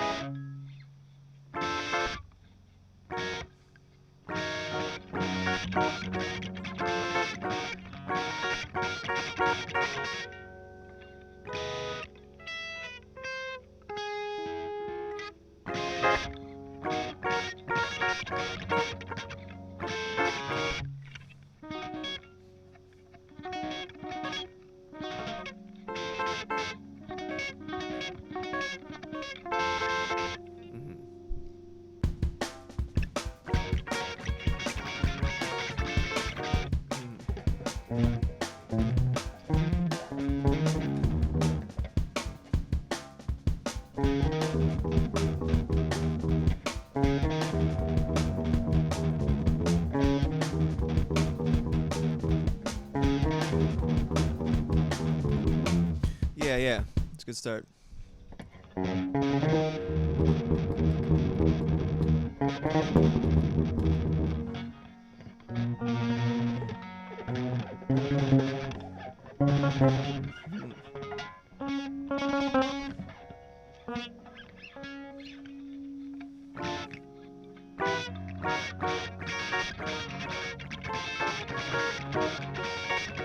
Let me put a... So it sounds like... And then you add another one. I didn't realize that was part of a larger chord. I think that could be a really nice shift later. Make it feel real nice and dynamic.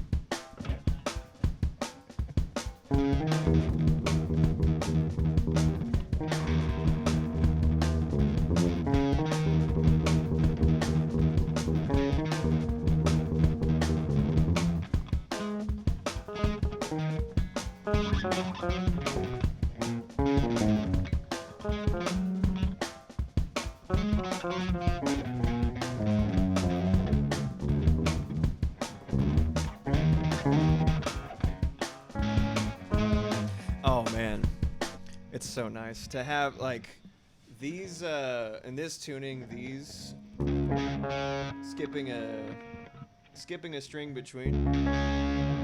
So the last one, skip one, and then this one. Those are all the same octave. And then these two are the same. So like you could do a lot of really fun repeatable patterns going, you know, like just it's just like really fun to play.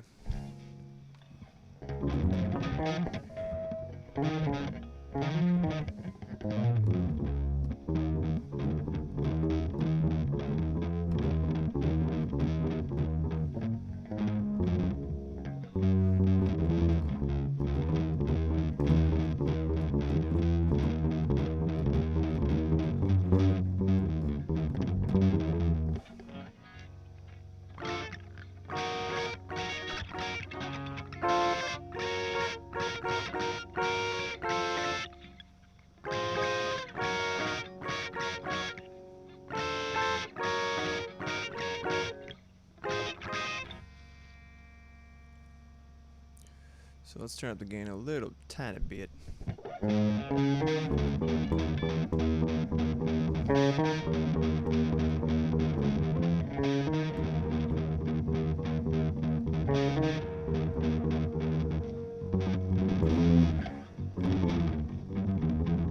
Trying to practice my little walking man. I ended up just doing basically doing what would be like tremolo picking just with my finger. But my fingernail is not long enough because it broke. My nails never break until I'm like, maybe I'll make some, maybe I'll start recording music. And then like, now! It must be now! So irritating. Alright, so let's make this a little bit more, I needed to immediately convey the vibe, the drums. So we got kind of our piece, like the set of different beats. So let's go ahead and get a different vibe over the top. Cut through is like insanely loud, but it's kind of hype. Hold on a second. I'm going to lower it.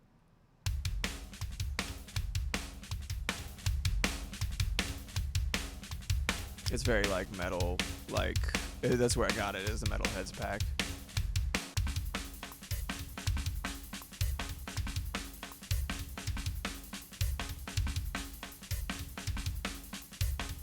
It's made for like a big booming kind of like epic sound, but it ends up losing a little bit of the tightness and precision. It has tightness and precision, but its goal is different in the end result in terms of like how it's supposed to feel in the song. Like it's called, cut through. It needs to break through the insane wall of sound that you're making with the bass, the two to three guitars, and the vocalist who's probably screaming. So it makes sense. But let me add the bit crusher.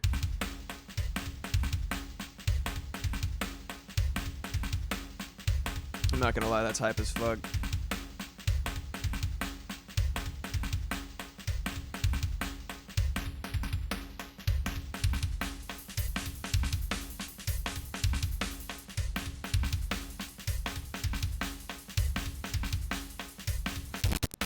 Oh, sorry. 8-bit's good. I'm gonna put a limiter on this so that it doesn't just destroy. I love that I did this as part of Vibey Vednesday. I'm like, let's do metal and drum and bass. Nothing vibier than that. I mean, drum and bass can be vibey, but also it's interesting.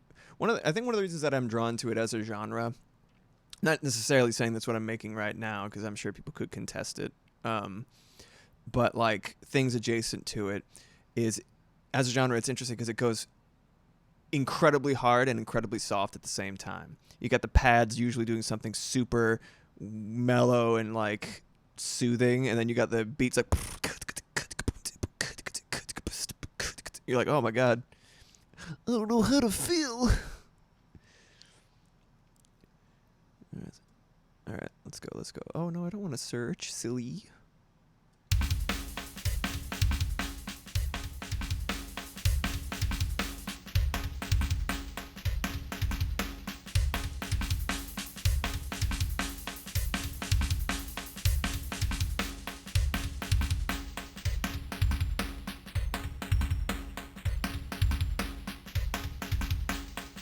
Crunchy.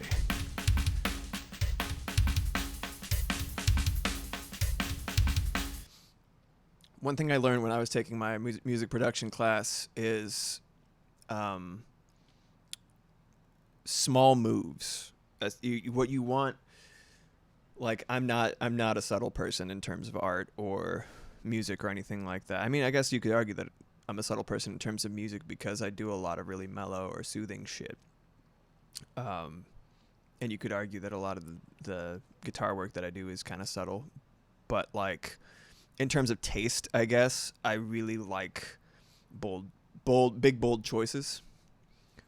A lot of things I gravitate towards have big bold choices. But in terms of if you're mixing something, like if you really want to fine tune something or get it to the point where it's like sounds incredibly like clear and crisp and good, professional, is like they were saying that small moves are really important. You want to make a lot of, instead of making like a bunch of ham-fisted decisions, you're making 1,000 tiny little changes that add to the entire piece. But like whether you end up taking that advice or not, it's keeping the big picture in mind eventually, I think, is really, really important.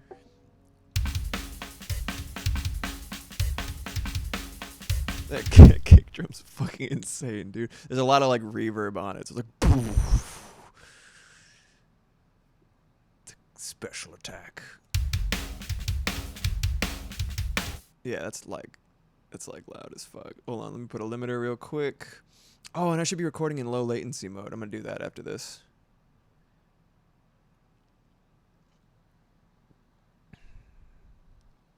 Dynamics. I don't need nothing adaptive, just a simple ass limiter. I'm gonna copy that too over here. Bop.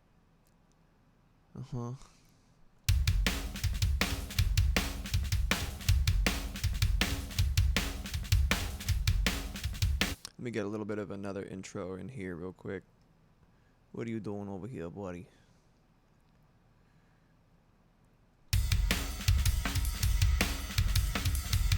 It's so funny to imagine Jabbo Starks, rest his soul, by the way, I believe he's no longer with us. It's so funny to imagine Jabbo Starks playing on like a metal band.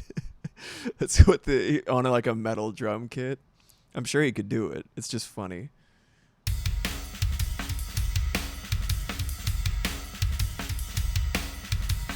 It's fucking raw. It's raw. Okay, so let's get the output level to 0.5, as I heard the dude who was running the class saying all the time. Look ahead, yeah, take a look ahead. What are the differences between stereo and dual mono, I wonder?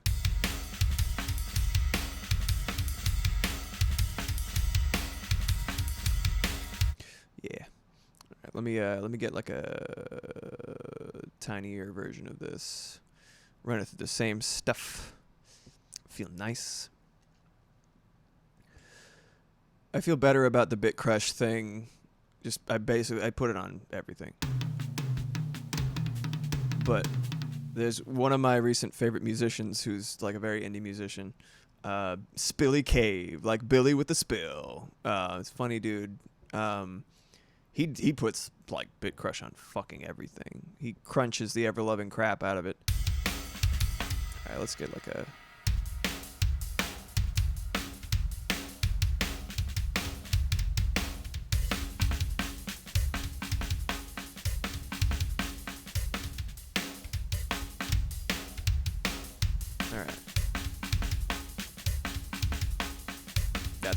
That's a fucking bang. Oh no, it's still going. There we go. All right, we're good. So which version do we got right here? All right. I think the solution is not going to necessarily be... That's going to be good. I'm going to mess around with the MIDI real quick and just remove bits and pieces of it and have it build to a certain point. And then I'm going to do what I usually do, which is basically cram as much shit into one section as I feel like reads and feels good, and then build up to that point. Like basically breadcrumb that shit, spread it out after the fact. So let's try that. I just love these. I'm going to make... let me just duplicate this real quick. Same settings. Hopefully it won't crash the computer. Mute this. Basically use this as sort of like, again, a palette to draw from. I'm going to take this real quick. And I'm going to spread these out. No, not like that. Ooh, there we go.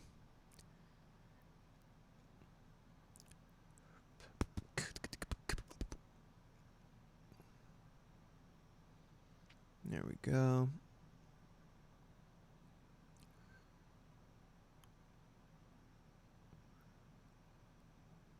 The phrase I've been thinking recently as I've been getting back into music is it's called playing music for a reason. You're supposed to have fun. Do what you can to have fun. It's really easy to forget that. I do it all the time.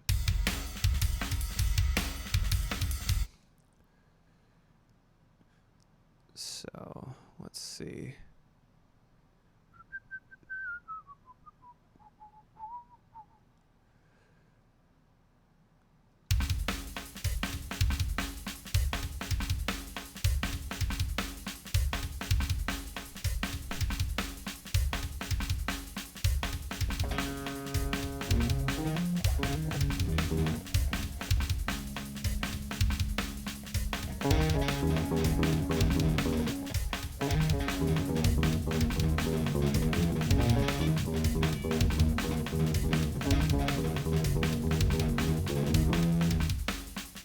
Try recording that, and we can always adjust the settings.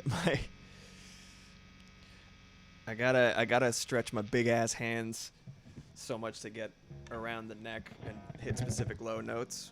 That my wedding ring is getting caught on some of the notes, on some of the strings. It's very funny.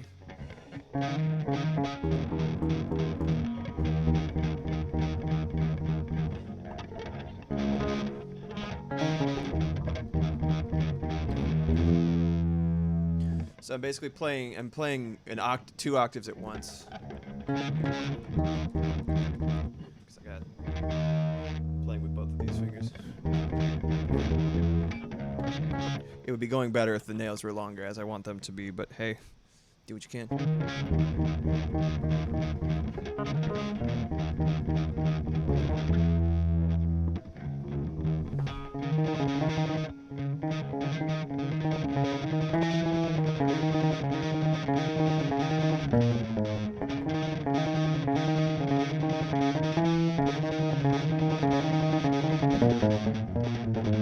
That's like Baby's first like metal riff, but it's fine. It's cute.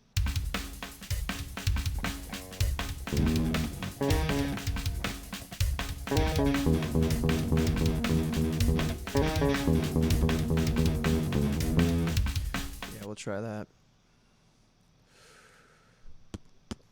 I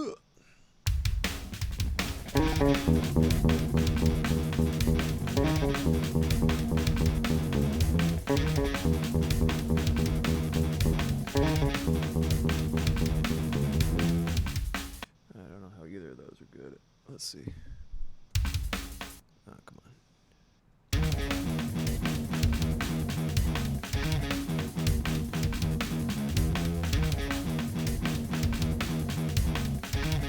It should be syncopated, but I need to get good real quick.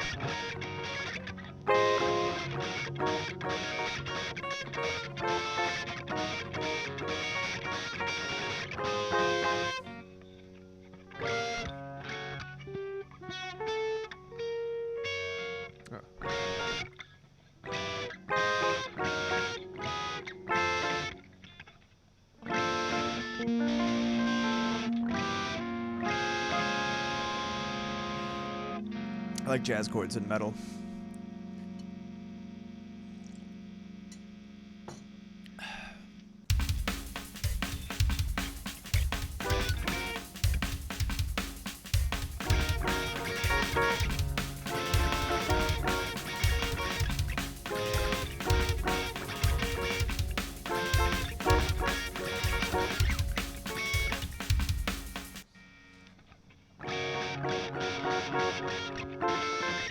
I need to figure out a way to mute the... Maybe I'll just... What's up, buddy?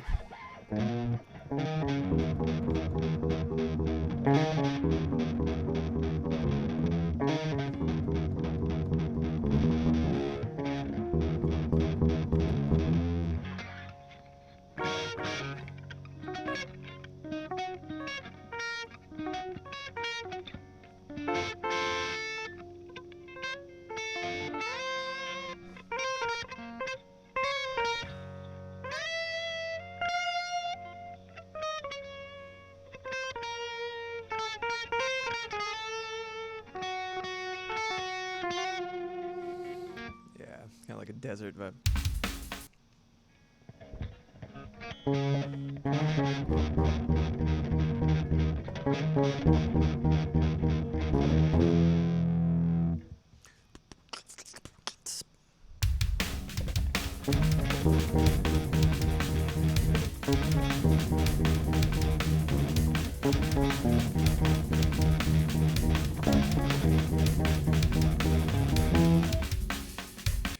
Whenever I do a bad take, I think about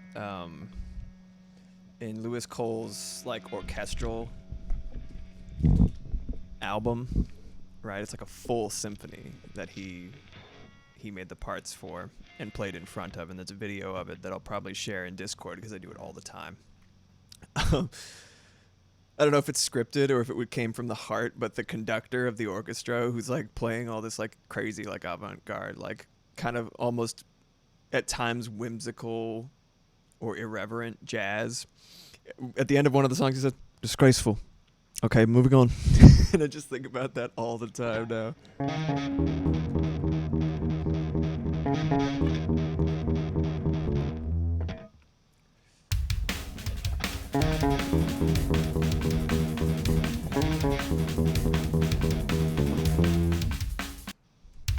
Come on, baby.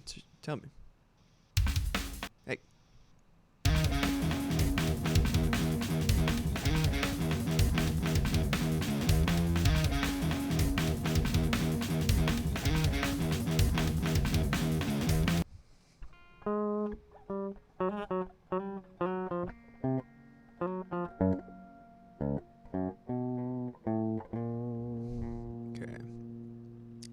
Since the other guitars aren't quite doing it for me right now, I'm making another Ibanez, and we'll come back to those other ones later.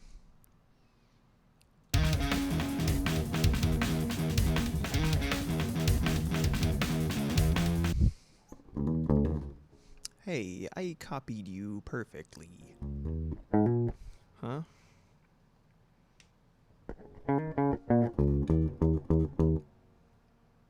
Ah.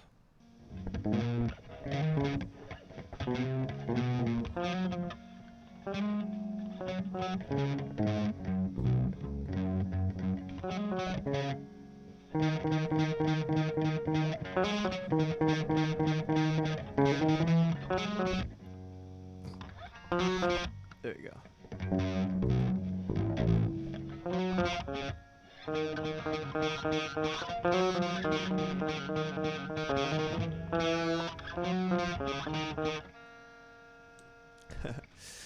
Well, I remember when I got my first Ibanez and I kept butchering the pronunciation of it until someone corrected me. I mean, if you're looking at it, just by virtue of its letters, it would be Ibanez, right? Like, speaking Spanish, that's how I would initially read it. And then I hear whatever the fuck guitar guru being like, yeah, my Ibanez. I'm like, oh, Ibanez. Is that how you pronounced it, Dan? Ibanez? Mira mi Ibanez guitarra. Se tiene 8 cuerdas. Oh, Ibanez? Need to dust. I'm like, yeah, you do, motherfucker. Is it a bass? A guitar?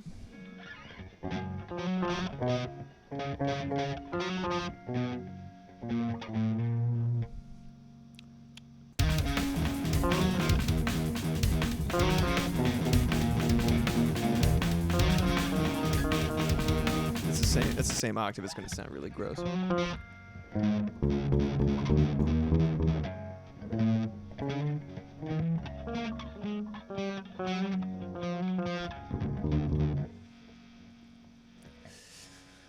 Well, straight electric. I'm so out of practice, I'm gonna have to start over. I mean, that is kind of how it goes. I'm sorry, man. Also, growing back your calluses. Bar chords are the worst for me. Because even after playing for like, what, 20-something years? Maybe? A little under 20 years. My hand still hurts after I hold bar chords for too long. I think it's just literally the brittleness of my joints and just not, like, I don't know, muscle development. I'm a little weenie, so it makes sense.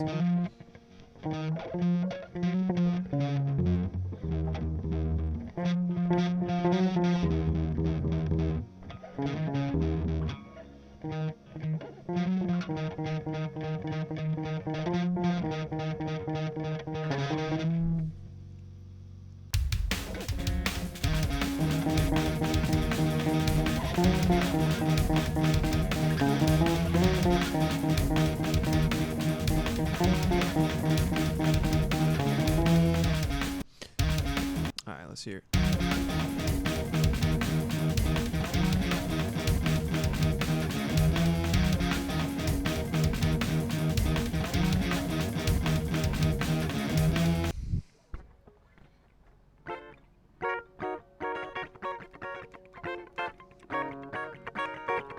Okay.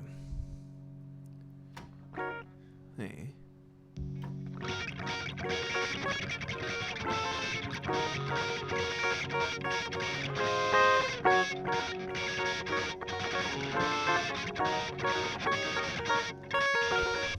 Yep.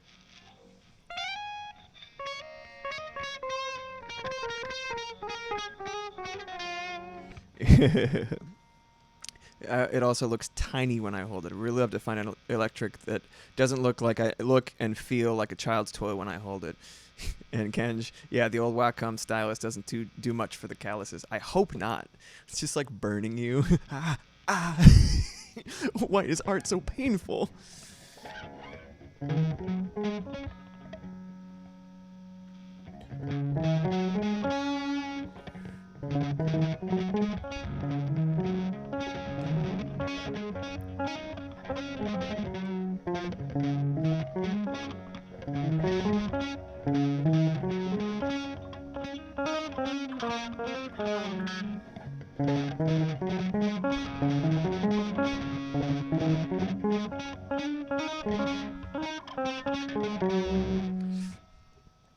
I actually draw with a weighted stylus to build up my gun show.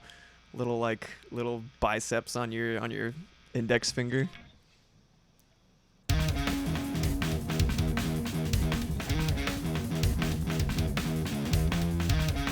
Oh yeah.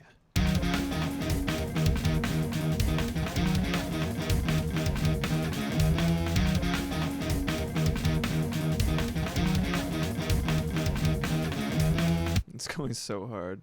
Wonder how I'm gonna be able to lead up to that.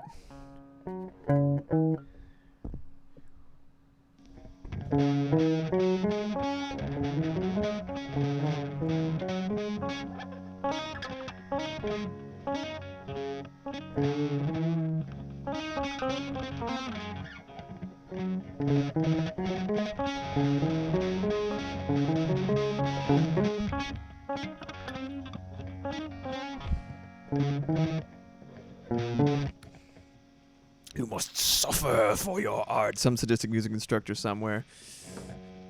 Everything is weighted. Everything is heated. You must burn.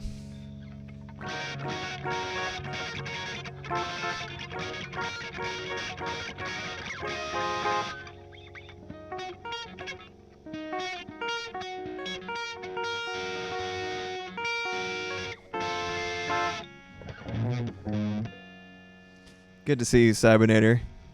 Good to see you. Welcome. We're making very, very aggressive music.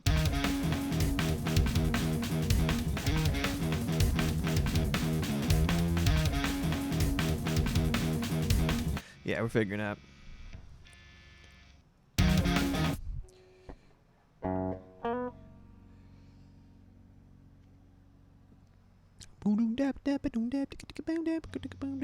Hope your day's going well so far. I know it's Vibey Vednesdays, and I usually make very soothing music, but I want to make something for like action sequences and stuff like that. So I wanted to kind of expand my horizons. It's music that's often in my head, something that's a little bit more fast-paced, something that's a little bit more, dynamic. But I always end up making like shoegaze bops, or like straight up like jazz ballads or folk or whatever the fuck, like really, really mellow, soothing music. So if we're gonna just put that on a shelf for now, and I'm gonna try to tear ass a little bit.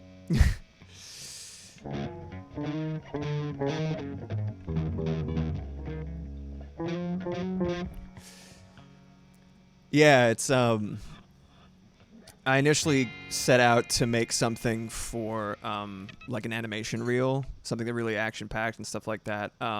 But as I get more distortion in there, it might end up being a gift for a friend who does a lot of highlight reels in Armored Core, which is like one of my favorite games. And I often end up in the highlight reels. He's like, I fucking love the way you play this, man. I'm like, thank you, man. Thank you, bro. And he's just he's a wonderful member of the community. Love you, Jester. And so I had been wanting to make something for him for a minute. Just to kind of showcase my stuff among his stuff. And this is sort of kind of becoming that opportunistically. So we'll see. We shall see. Yeah. To snowboarding with guns. Yes. Kenj, one of these days I'm going to commission you to make music for an indie game. Dude? Let me know, bro. You just fucking let me know, bro. I'll be there.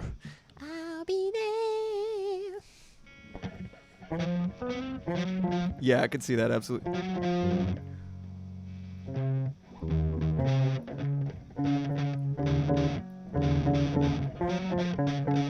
That sounds weird on its own, but I think in context it might actually sound sick as fuck, so let's give it a shot.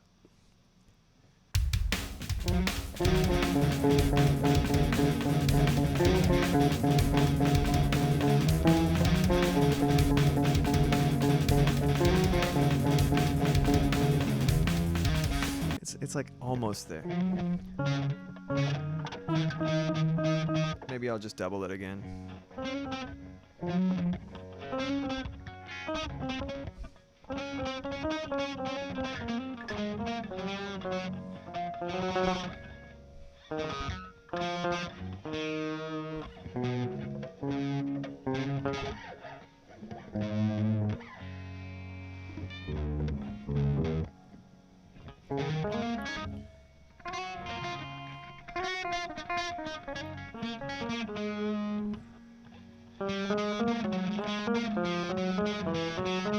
Yeah.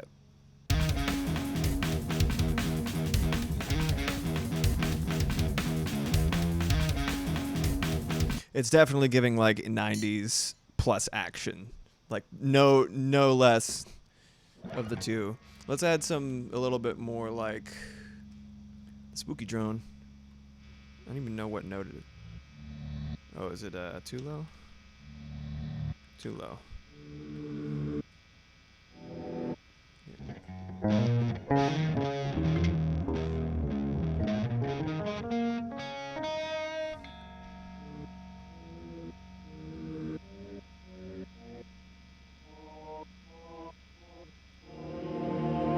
Yeah, it's gonna be really surprising, but like sounds super fucking cool.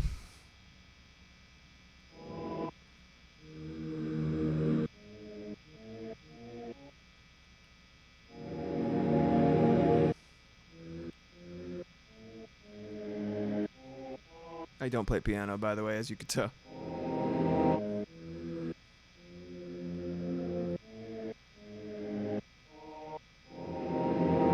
Whoa, creepy. Love it. Okay.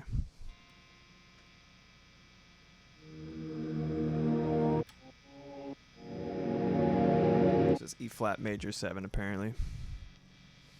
You know what? Maybe I'll just type it. Maybe I'll just type it. Maybe I'll just fucking type it.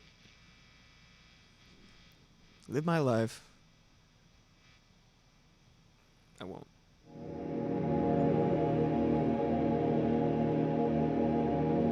Oh, yeah.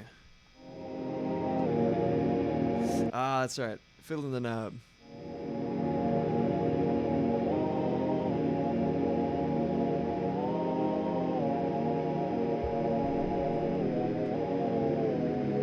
I got a little, like an analog stick. It actually looks exactly like an off-brand analog stick. So you go.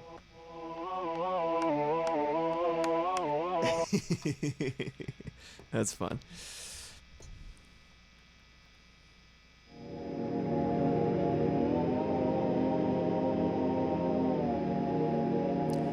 Those are actually the chords that I was using for like the drum and bass thing that I was kind of making before. So it's kind of come to fruition.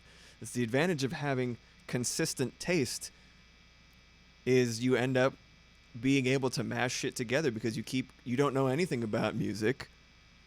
And so you keep coming back to the same shit, and eventually you can make one giant good song instead of having a bunch of mediocre songs. It's not me being a hack, you see. It isn't.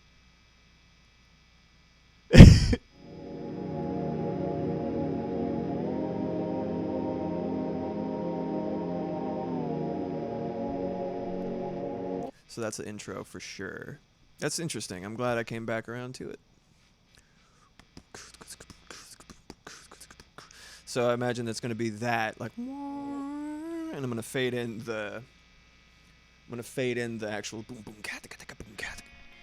Maybe I'll bit crush it a little bit more too, because you gotta have a little more bit crush.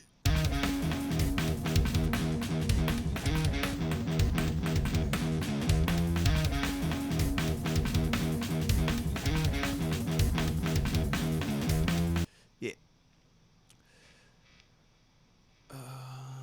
Yep. Let's scoot all this shit forward a smidgen. I always thought it'd be a really cute, like, maybe Pokemon name, even though they already have enough pigeons. I think it'd be a really cute name for a creature that was like a really, really small pigeon, to call it a smidgen. Isn't that just like right there? It's super cute. A little minuscule pigeon. It's a smidgen. You see? Everything makes sense. Shrink.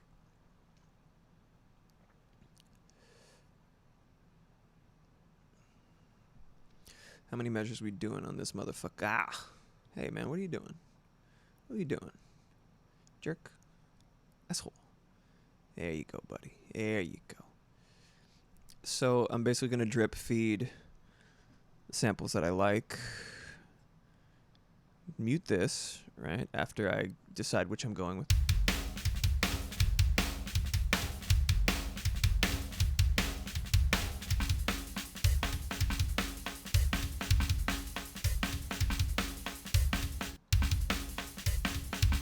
got that already.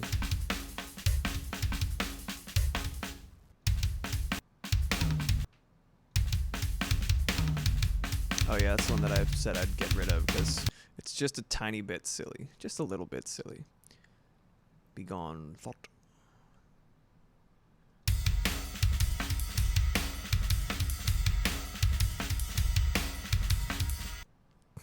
The ride cymbal for the Metalheads kit sounds almost like just like a fucking like a big old bell. Yeah. If Smidgen were in the game, it would have I would have an all pigeon team. Ooh. Flying type evolution. Pidgeon. Oh my god, and people would just read it as pigeon. It'd be great. That's really funny, Kench. Pidgeon. It's just like an ordinary looking pigeon. It's like Pidove, but with like an Eevee face on it. Dude, why? There's no excuse to not have all the types of Eevee at this point. What's the deal, man? What's the haps? I'm gonna do this. Actually, you know what? I'm just gonna bring it back over here. Just have them one layer apart. Nothing stopping me.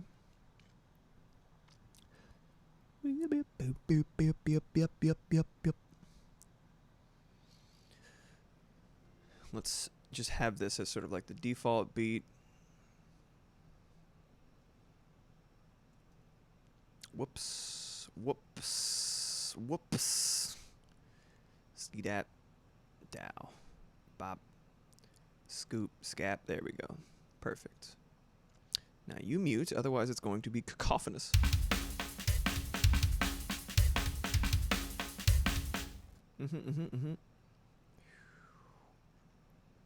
So now, my friends, we're going to do what's called a filter sweep, which I really like, which is literally just you take this, you do this.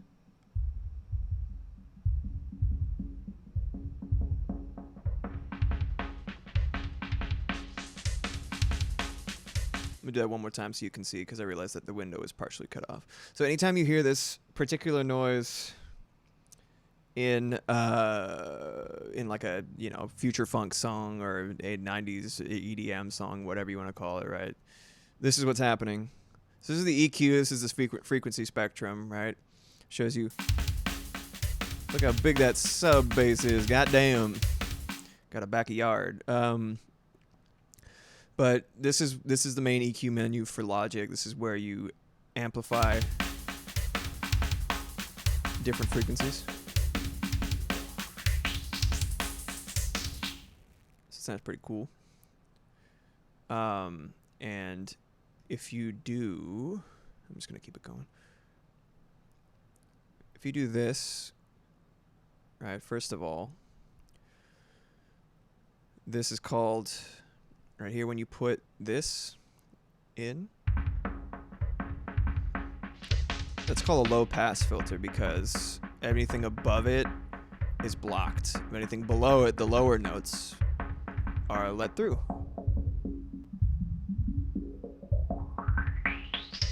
I'm just having some fun with it. But yeah, this is a low pass filter. And when you scoot it across, it's an effect that's really frequently used in EDM and stuff like that because it sounds fucking cool. That's called a filter sweep. It was one of the many things that I was like, I know what it is, what it sounds like, but not what the fuck it's called. And I had to rummage for a while on like YouTube and stuff to figure out what exactly I was looking for. But if you have one of these in place, right? So like I put it right here. I'm going to put it all the way over, right? Then you can go into automation. So you hit A, right? And then you can choose what you're automating, which is it'll control the sliders for you, right? So bit crusher, easy drummer, channel EQ, right? It's high cut for that's another word for low pass is high cut. It's just kind of irritating that it's not everybody calls it something different, but that's what it is, high cut frequency. Right? So let's pull it up. 5 hertz. So it knows what I want to do already. I'm going to do this. And I'm going to make it so that it's completely gone at that point. This is what it's going to sound like. Feel it start coming in.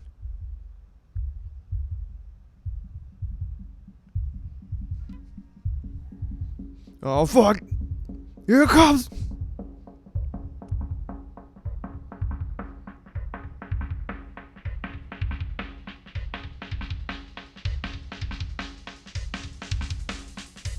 And I'll probably stop it right there, and that's when I'll start it. Something like that. Anyway, it's fun stuff you can do, man.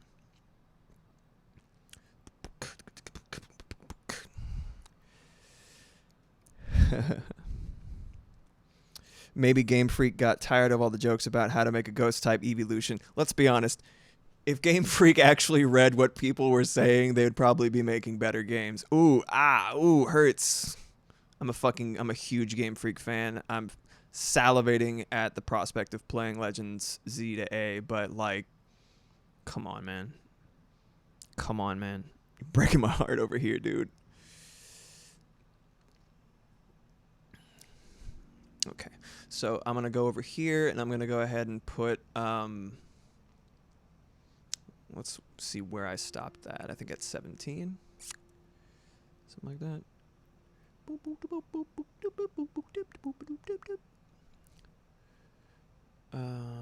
Let's do this.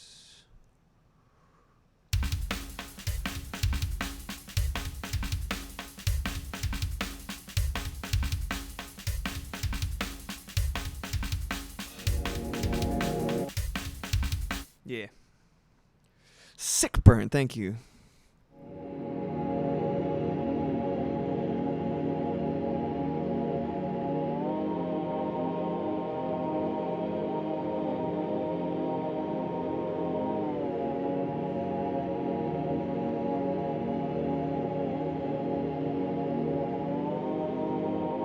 Dude, I fucking love the sound of that, man. It's fucking incredible.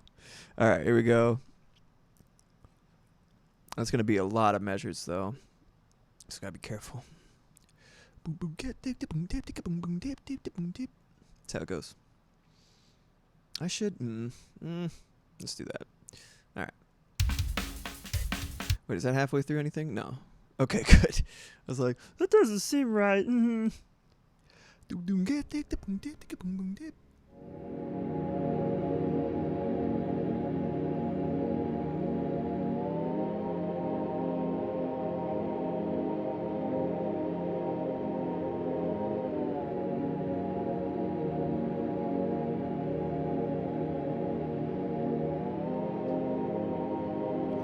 I love the weird little, like, crispy, like, flutters. Like, it kind of wavers a little bit. It sounds so fucking weird in, like, the coolest way, man. That's delicious. All right, let's see. Spooky drone.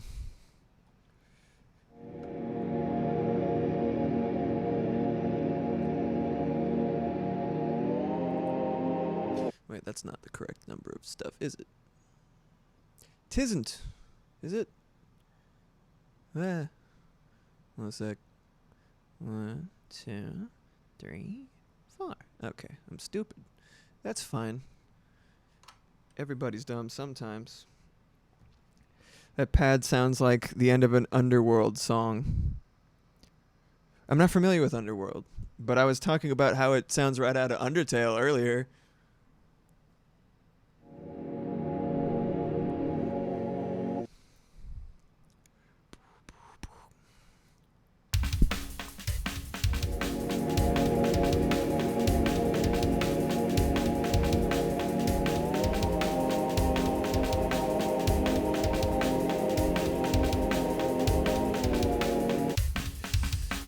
If I got that right. Well, for one thing, it's not going to actually register unless I do this.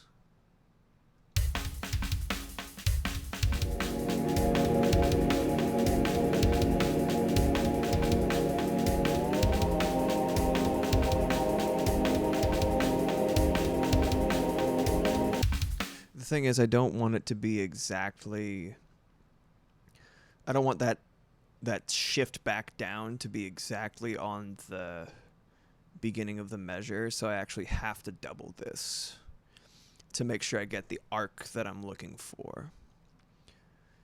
I was talking about the sort of synesthetic approach of treating my music like my art and animation, and how helpful that's been for my like organization or like conceptualizing.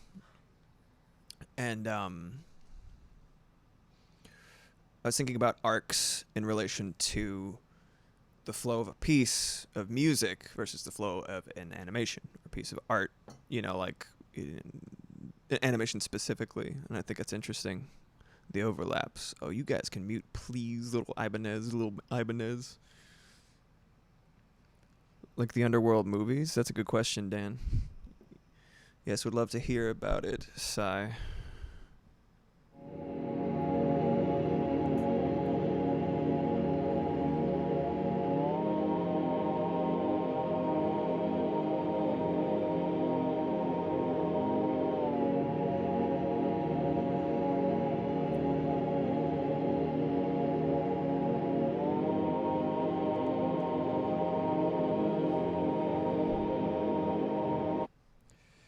No Underworld 90s electronica. Now I have to look it up. Thank you so much.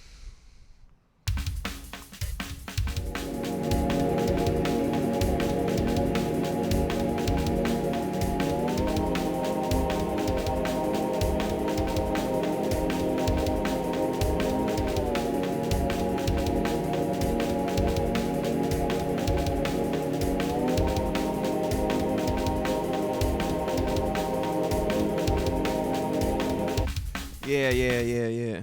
Let's try that. Boop.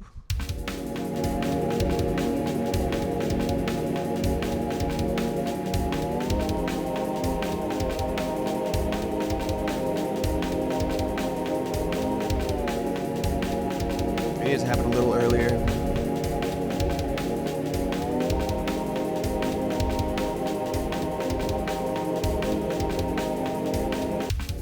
Thank you so much. I'm glad you like the vibe. Yeah, I'm getting kind of like, the second you add like the pads in addition to the, I'm gonna see how it sounds with the electric guitar real quick. But there's just something about like really aggressive drums and really like soothing pads, heat pads. But it's like there's an industrial quality to it. I don't know.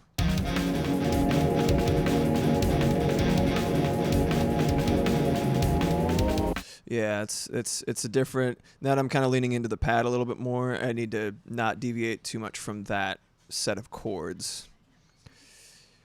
But I think I can have a lot more fun with this melodically now that I have something to kind of sink my teeth into with the chords here.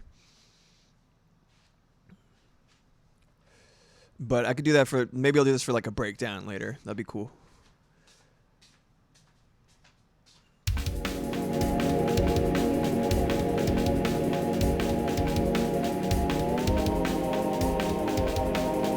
I need like a. Let me see what I could do with the Ibanez.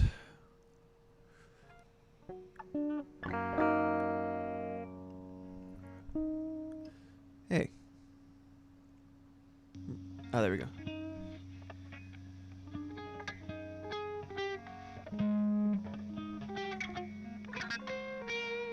Sorry, just hunting.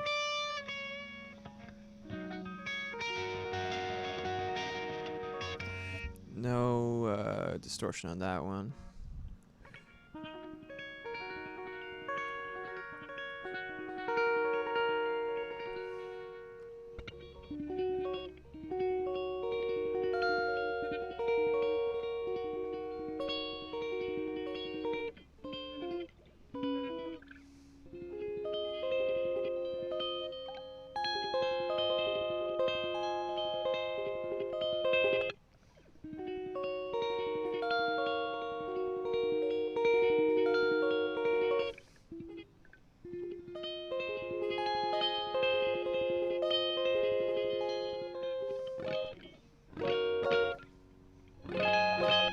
Bit more.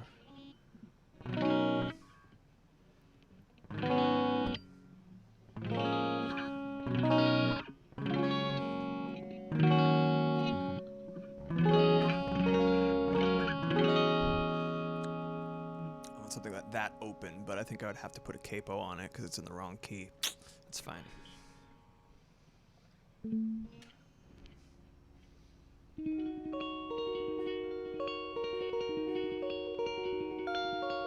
A little bit of delay on that, kind of like a silkier amp. Let's try that. You.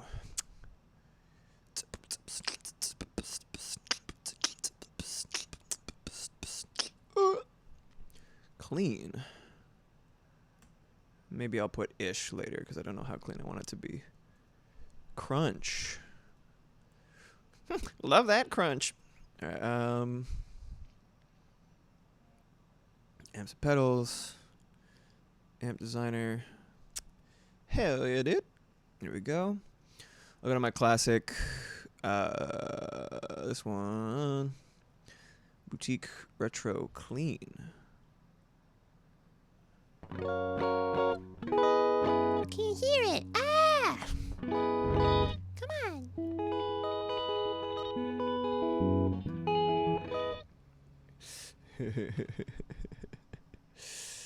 Did you catch the Kathy Mitchell?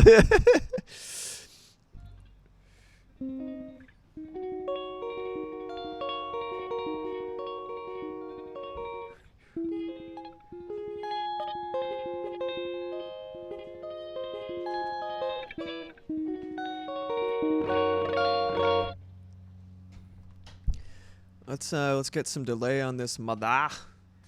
Delay on this mother. I think it's gonna be too loud.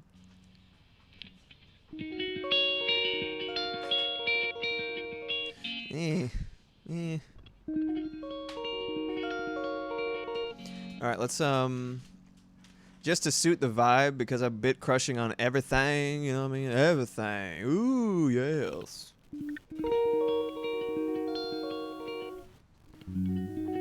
It's hissing.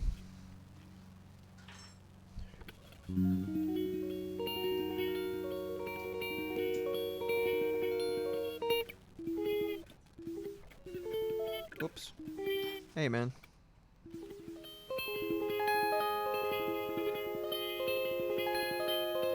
It's a little too ringy. Too much downsampling. A little bit of drive is okay. I'm gonna turn off the bass amp. Just do it all through this.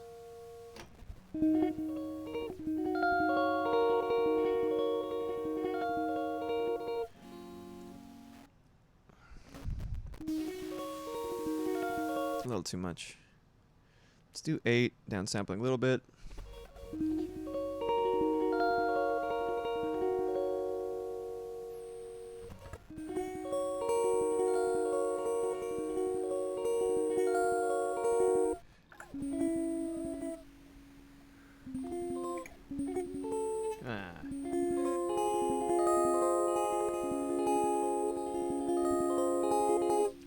Pretty sick, I'm not gonna lie.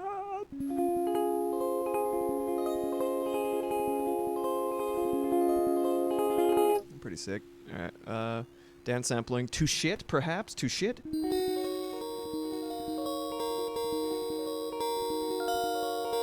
I know that's abrasive, I apologize.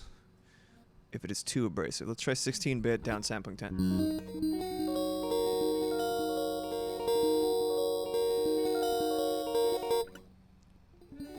Whack.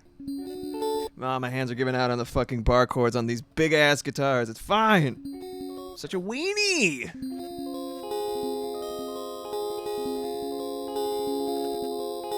Okay, I'm gonna turn the bass amp back on, see how that sounds.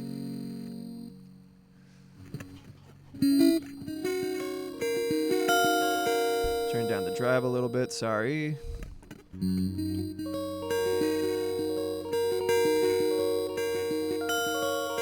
Maybe I just need EQ, honestly. I don't think I need anything else.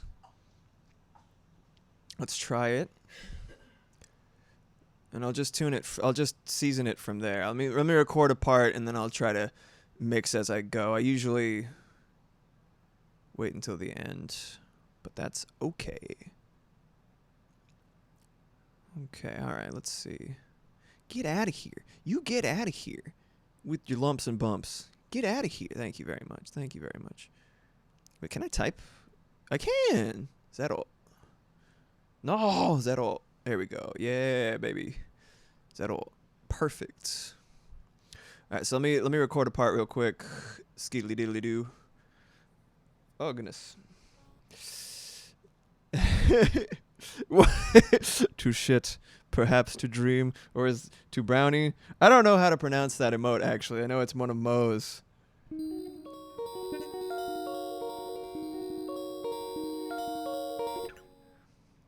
Ah!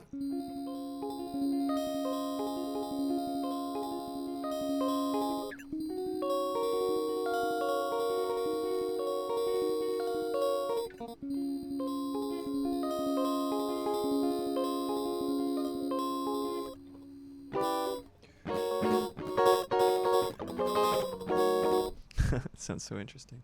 All right. So let's get a little.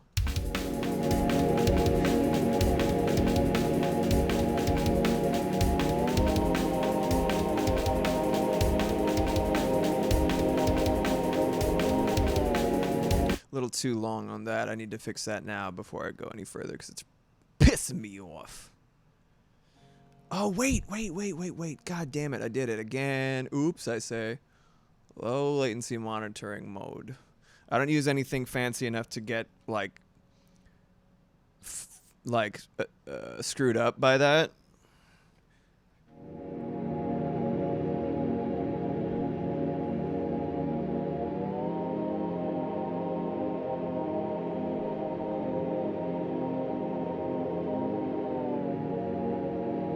Okay. Let's try that. I'm just going to do that and then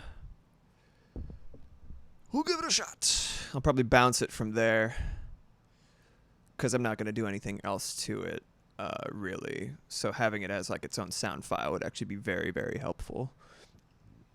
Could do all sorts of shit with it from there. Okay.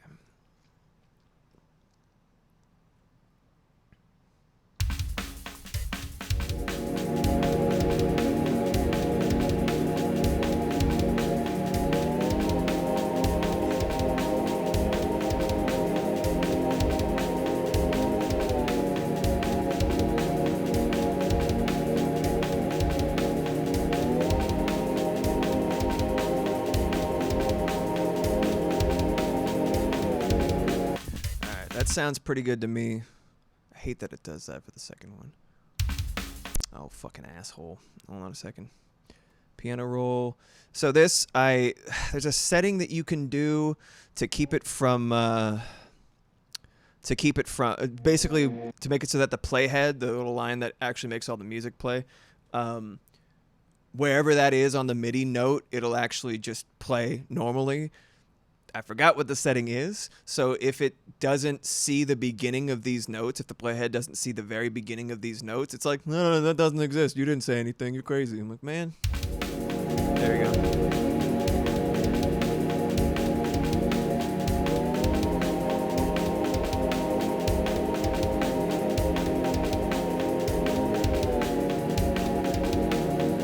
It's a little off. It's kind of a vibe.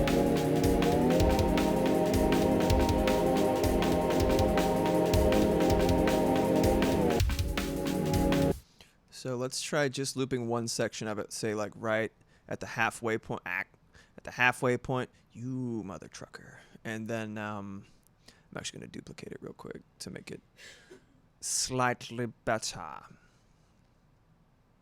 First, let's just hear it. How it loops from the center. Right. Fucker. Okay. I will bounce it in place. Let me just do that. Bounce. Always talking about bouncing. Up. Here we go. Leave that. And that stays where it is. But I will mute it for now.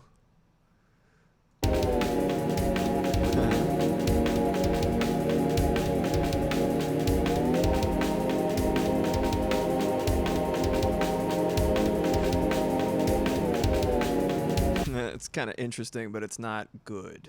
You know what I mean?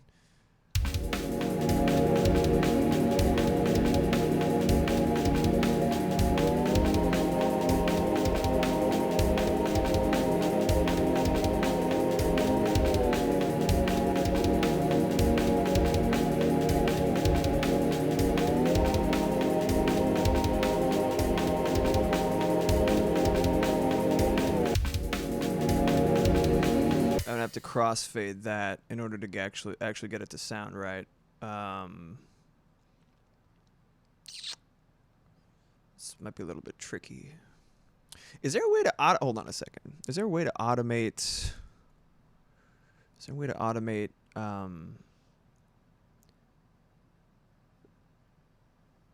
the pitch? I know flex time is a thing, or flex pitch, whatever the fuck. I guess I could do that instead. It's literally only, it's like transpose. I could just do it like that, and then it would be on time, like perfectly, and it would be a little less to think about while I'm trying to like jam to it. Interesting. Let's leave it for now. You're a dingus, but like in a cool way. That's true, actually. Thanks, LMR. Good to see you, buddy. That's like my whole vibe, actually. That's my brand. It's like dingus, but like weirdly somehow kind of cool. Yeah, you got it. Thank you. Let's the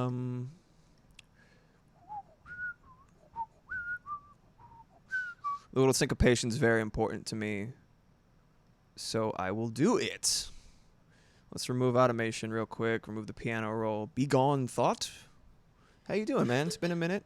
Hope you're doing all right. Dingus in the streets, dingus in the sheets. You gotta keep it consistent. A dingus for all occasions. But again, weirdly cool. Ah.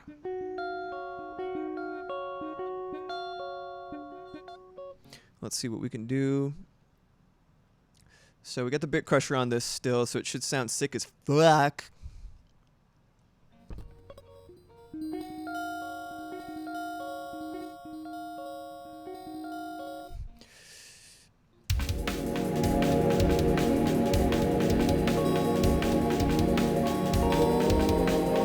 I think the Mellotron is just way too fucking loud if I'm just looking at it right now. And honestly, I don't think I gained anything by duplicating it just yet. So let me do this. Let me do that. Let me make sure that I can adjust the volume. Get out of here. Biatch. Be gone. Come back to you later. Mellotron.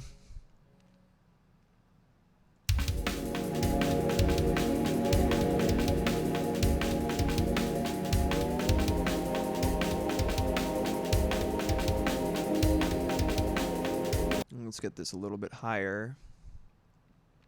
Oh, yeah, because I took off the amp. All right, fine. Fine. Crushed a bit. Give me more drive.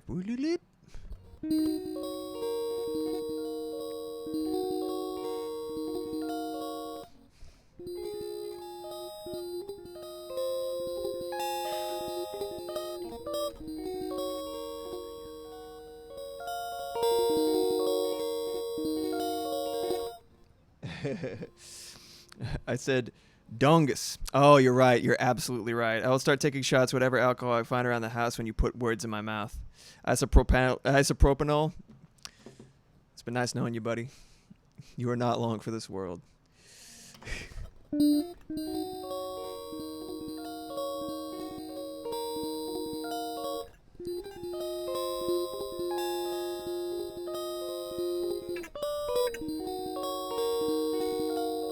Bit crushing shit sounds so cool.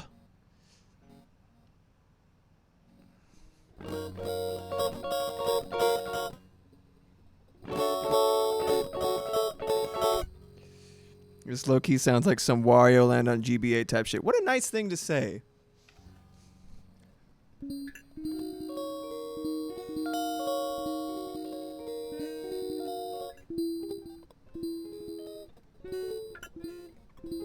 Hey, why? Why, hey?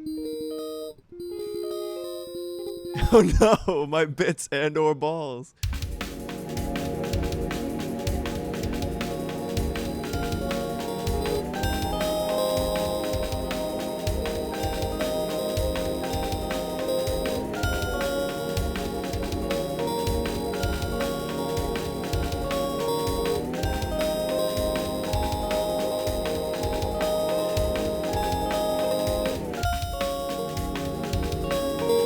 Sounds fucking sick. I was overcomplicating it before. I'm gonna do that.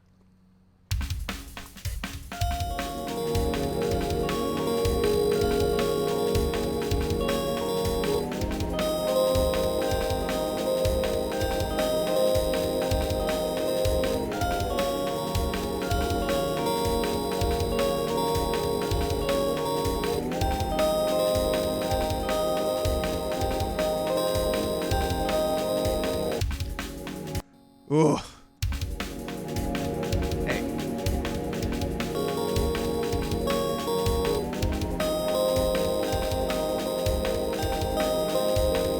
Shut up with the record, you fuck ass shit. All right, here we go. Gonna add some delay to that. Let's do tape delay because we're really vibing on the sort of like old school. Let's see it.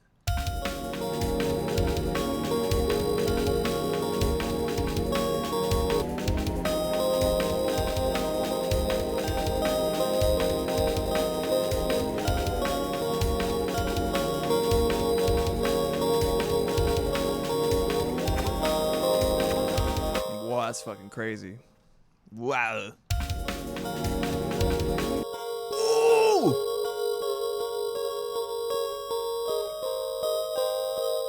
That's just straight up Undertale shit. Again. It's a little too much feedback.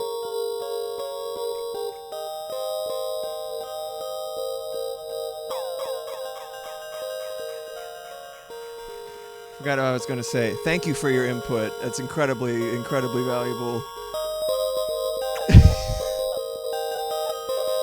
Whoa.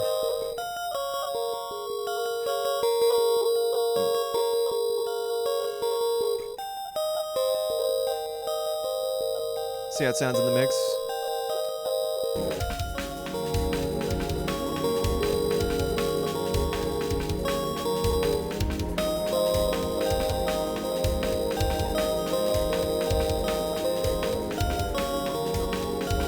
Dude, that's sick. That's sick as fuck. All right, great. Beautiful.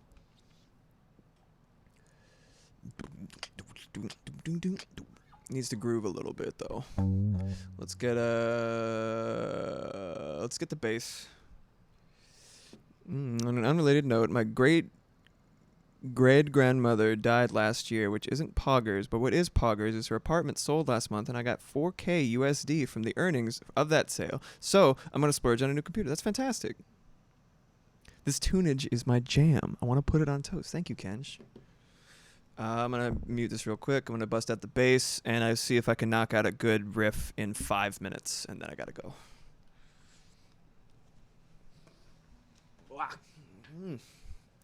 All right. You know, it's funny that you say LMR. It's funny that you say, like, I'm a dingus, but in kind of a cool way, because it's exactly how I would describe Agent Cooper from Twin Peaks. And also Zagreus from Hades, now that I think about it. Not exactly the same flavor, but, like, definitely, like, a goober that is just, like, irresistible in some weird way, right? That's what I aspire to be, is like Agent Cooper. God, I love him. God, I love him. He's so wonderful. I'm just like, yes, I want to be this guy. He's amazing. God, he's just good. He's a good man. He's a silly bitch. He likes a little treat. I'd love him. Oh, he's got big hands. I know none of these people. It's fine. You're small. You're tiny. You're small. Little guy. There's nothing wrong with that, man.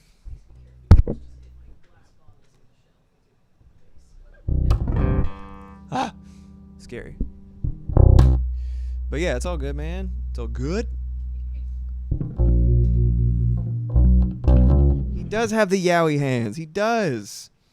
I remember the first time he held up his hands. He was like, hold it. I was like, a little black sweating. I'm just messing with you, LMR.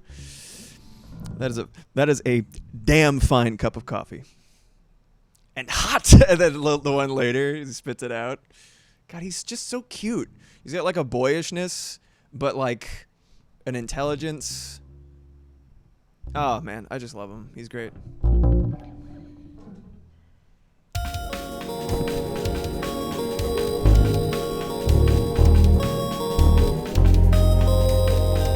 Make it real simple.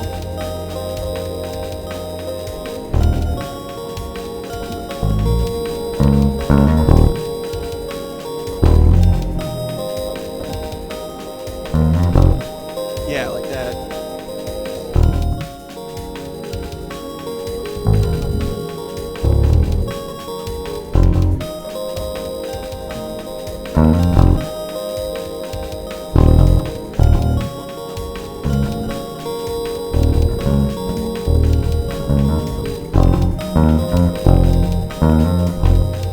Okay, the delay is sick, but it's a little bit too intense right now, and it needs to be cut back immediately because it's really starting to piss. This is really starting to tick me off. Let's hear it without the tape delay. Just keep it simple real quick.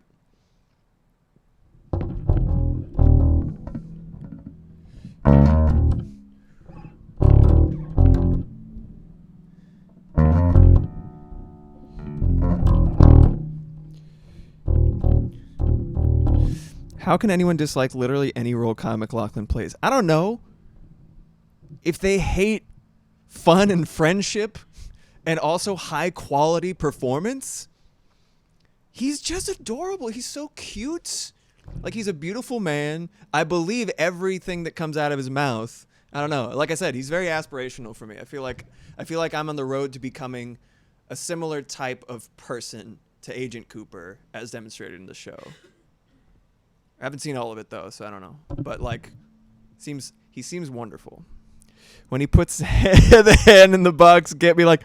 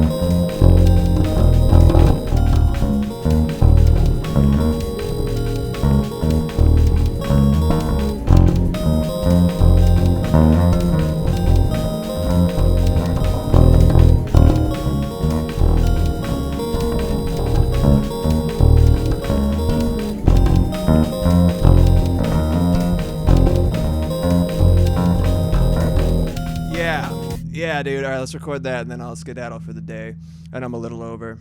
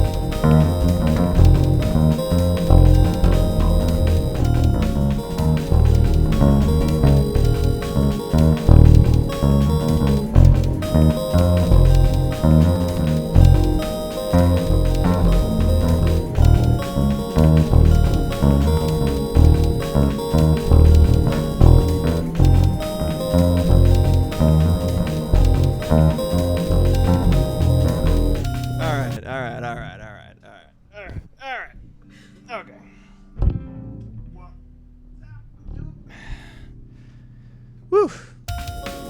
Hold on a second.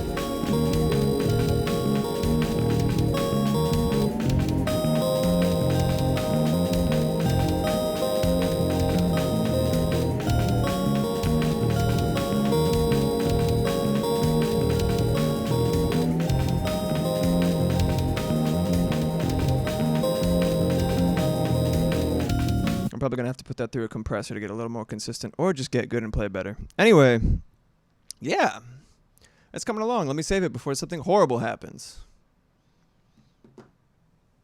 Woo! Okay. dark DNB sketch. Yeah.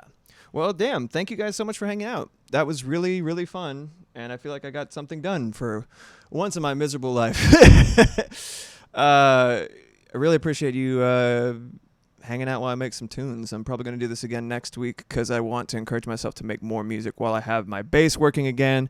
It was not for a while due to user error, it seems. But yeah, it was really, really fun, and I made something that I really enjoy so far. So I'm going to go ahead and see who else is live. I think Moose is probably streaming right now if I had to guess.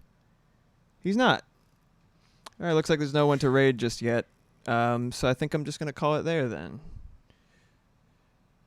I'm going to do closing admin and shit. No worries. Just...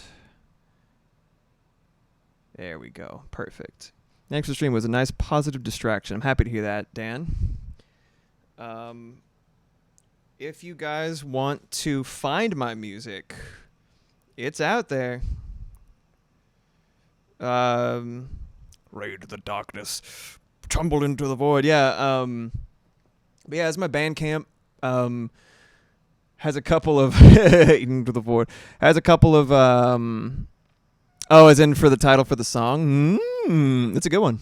I dig it. But yeah, the little music link there has my most recent single that I released, which was "Gone But Not Forgotten," which is kind of like a jazz ballad. You can also find One Big Jam on my Spotify and Bandcamp if you want. Bandcamp's just the best place to listen to my shit because I don't demand that you pay for it, but you can if you want, and it supports me directly if you do. So, and you can own my music for yourself to have and to hold. But also I have a little bit of blurbs going a little bit more in depth about each of the songs and what they mean to me. So that's fun. If you want to follow me elsewhere, those are the places to do it. YouTube, Instagram, Blue Sky. I'm probably going to start posting to Instagram more during the spooky season. We shall see. I'm not making any promises. If you want to support me in any capacity directly, those are the places to do it. Commissions are going to be opening soon, fingers crossed, because I got a couple things that I'm finishing up. And last but not least, if you're not already a member of my Discord server, the more the merrier, join the Blecking Crew. It's a great spot full of great people, and it only gets better every time someone joins. Really intense emphasis on just like honest, positive vibes and supporting each other's creative projects. So if you have any of those, if you're a streamer and you want to support, you like want other people to support, you have a self-promotion channel, stuff like that. We're very big on lifting each other up in one way or another. And with that, I will bid you adieu. Next stream is going to be Friday for Freaky Friday. It's going to continue. Started a little spooky season a little bit early for September, or Spooktember, if you will. And we'll be continuing playing Signalis, Robot Lesbians in Space. Sad times, but great aesthetic. I'll see you guys later. Happy days to you and to all. Much love. I'll see you next time, okay? Bye. How much does Bandcamp take a cut? Oh, on that's actually a really great question. Thank you, Dan. So there's like a Friday, I think the first Friday of each month. Wow, I didn't realize how desaturated I am on this camera. I look so artful and dead. But yeah, I think there's a Friday, start of the Friday of each month, whatever the fuck, right? Where they don't take a cut at all. So if you purchase something on Bandcamp on a specific Friday, I'm going to have to look it up. Thank you for asking that because I totally forgot. If I have my Bandcamp listed, I should definitely remember that. But yeah, a specific Friday, I think the first of each month, support me or other artists on Bandcamp, and we get all of the proceeds. Oh, can you post a reminder for that in Discord? Yes, I'll actually have to look it up to confirm it 100% anyway. So that's great. But yeah, thanks again. Thank you very much for joining me, and I will see you very soon. Friday. Goodbye.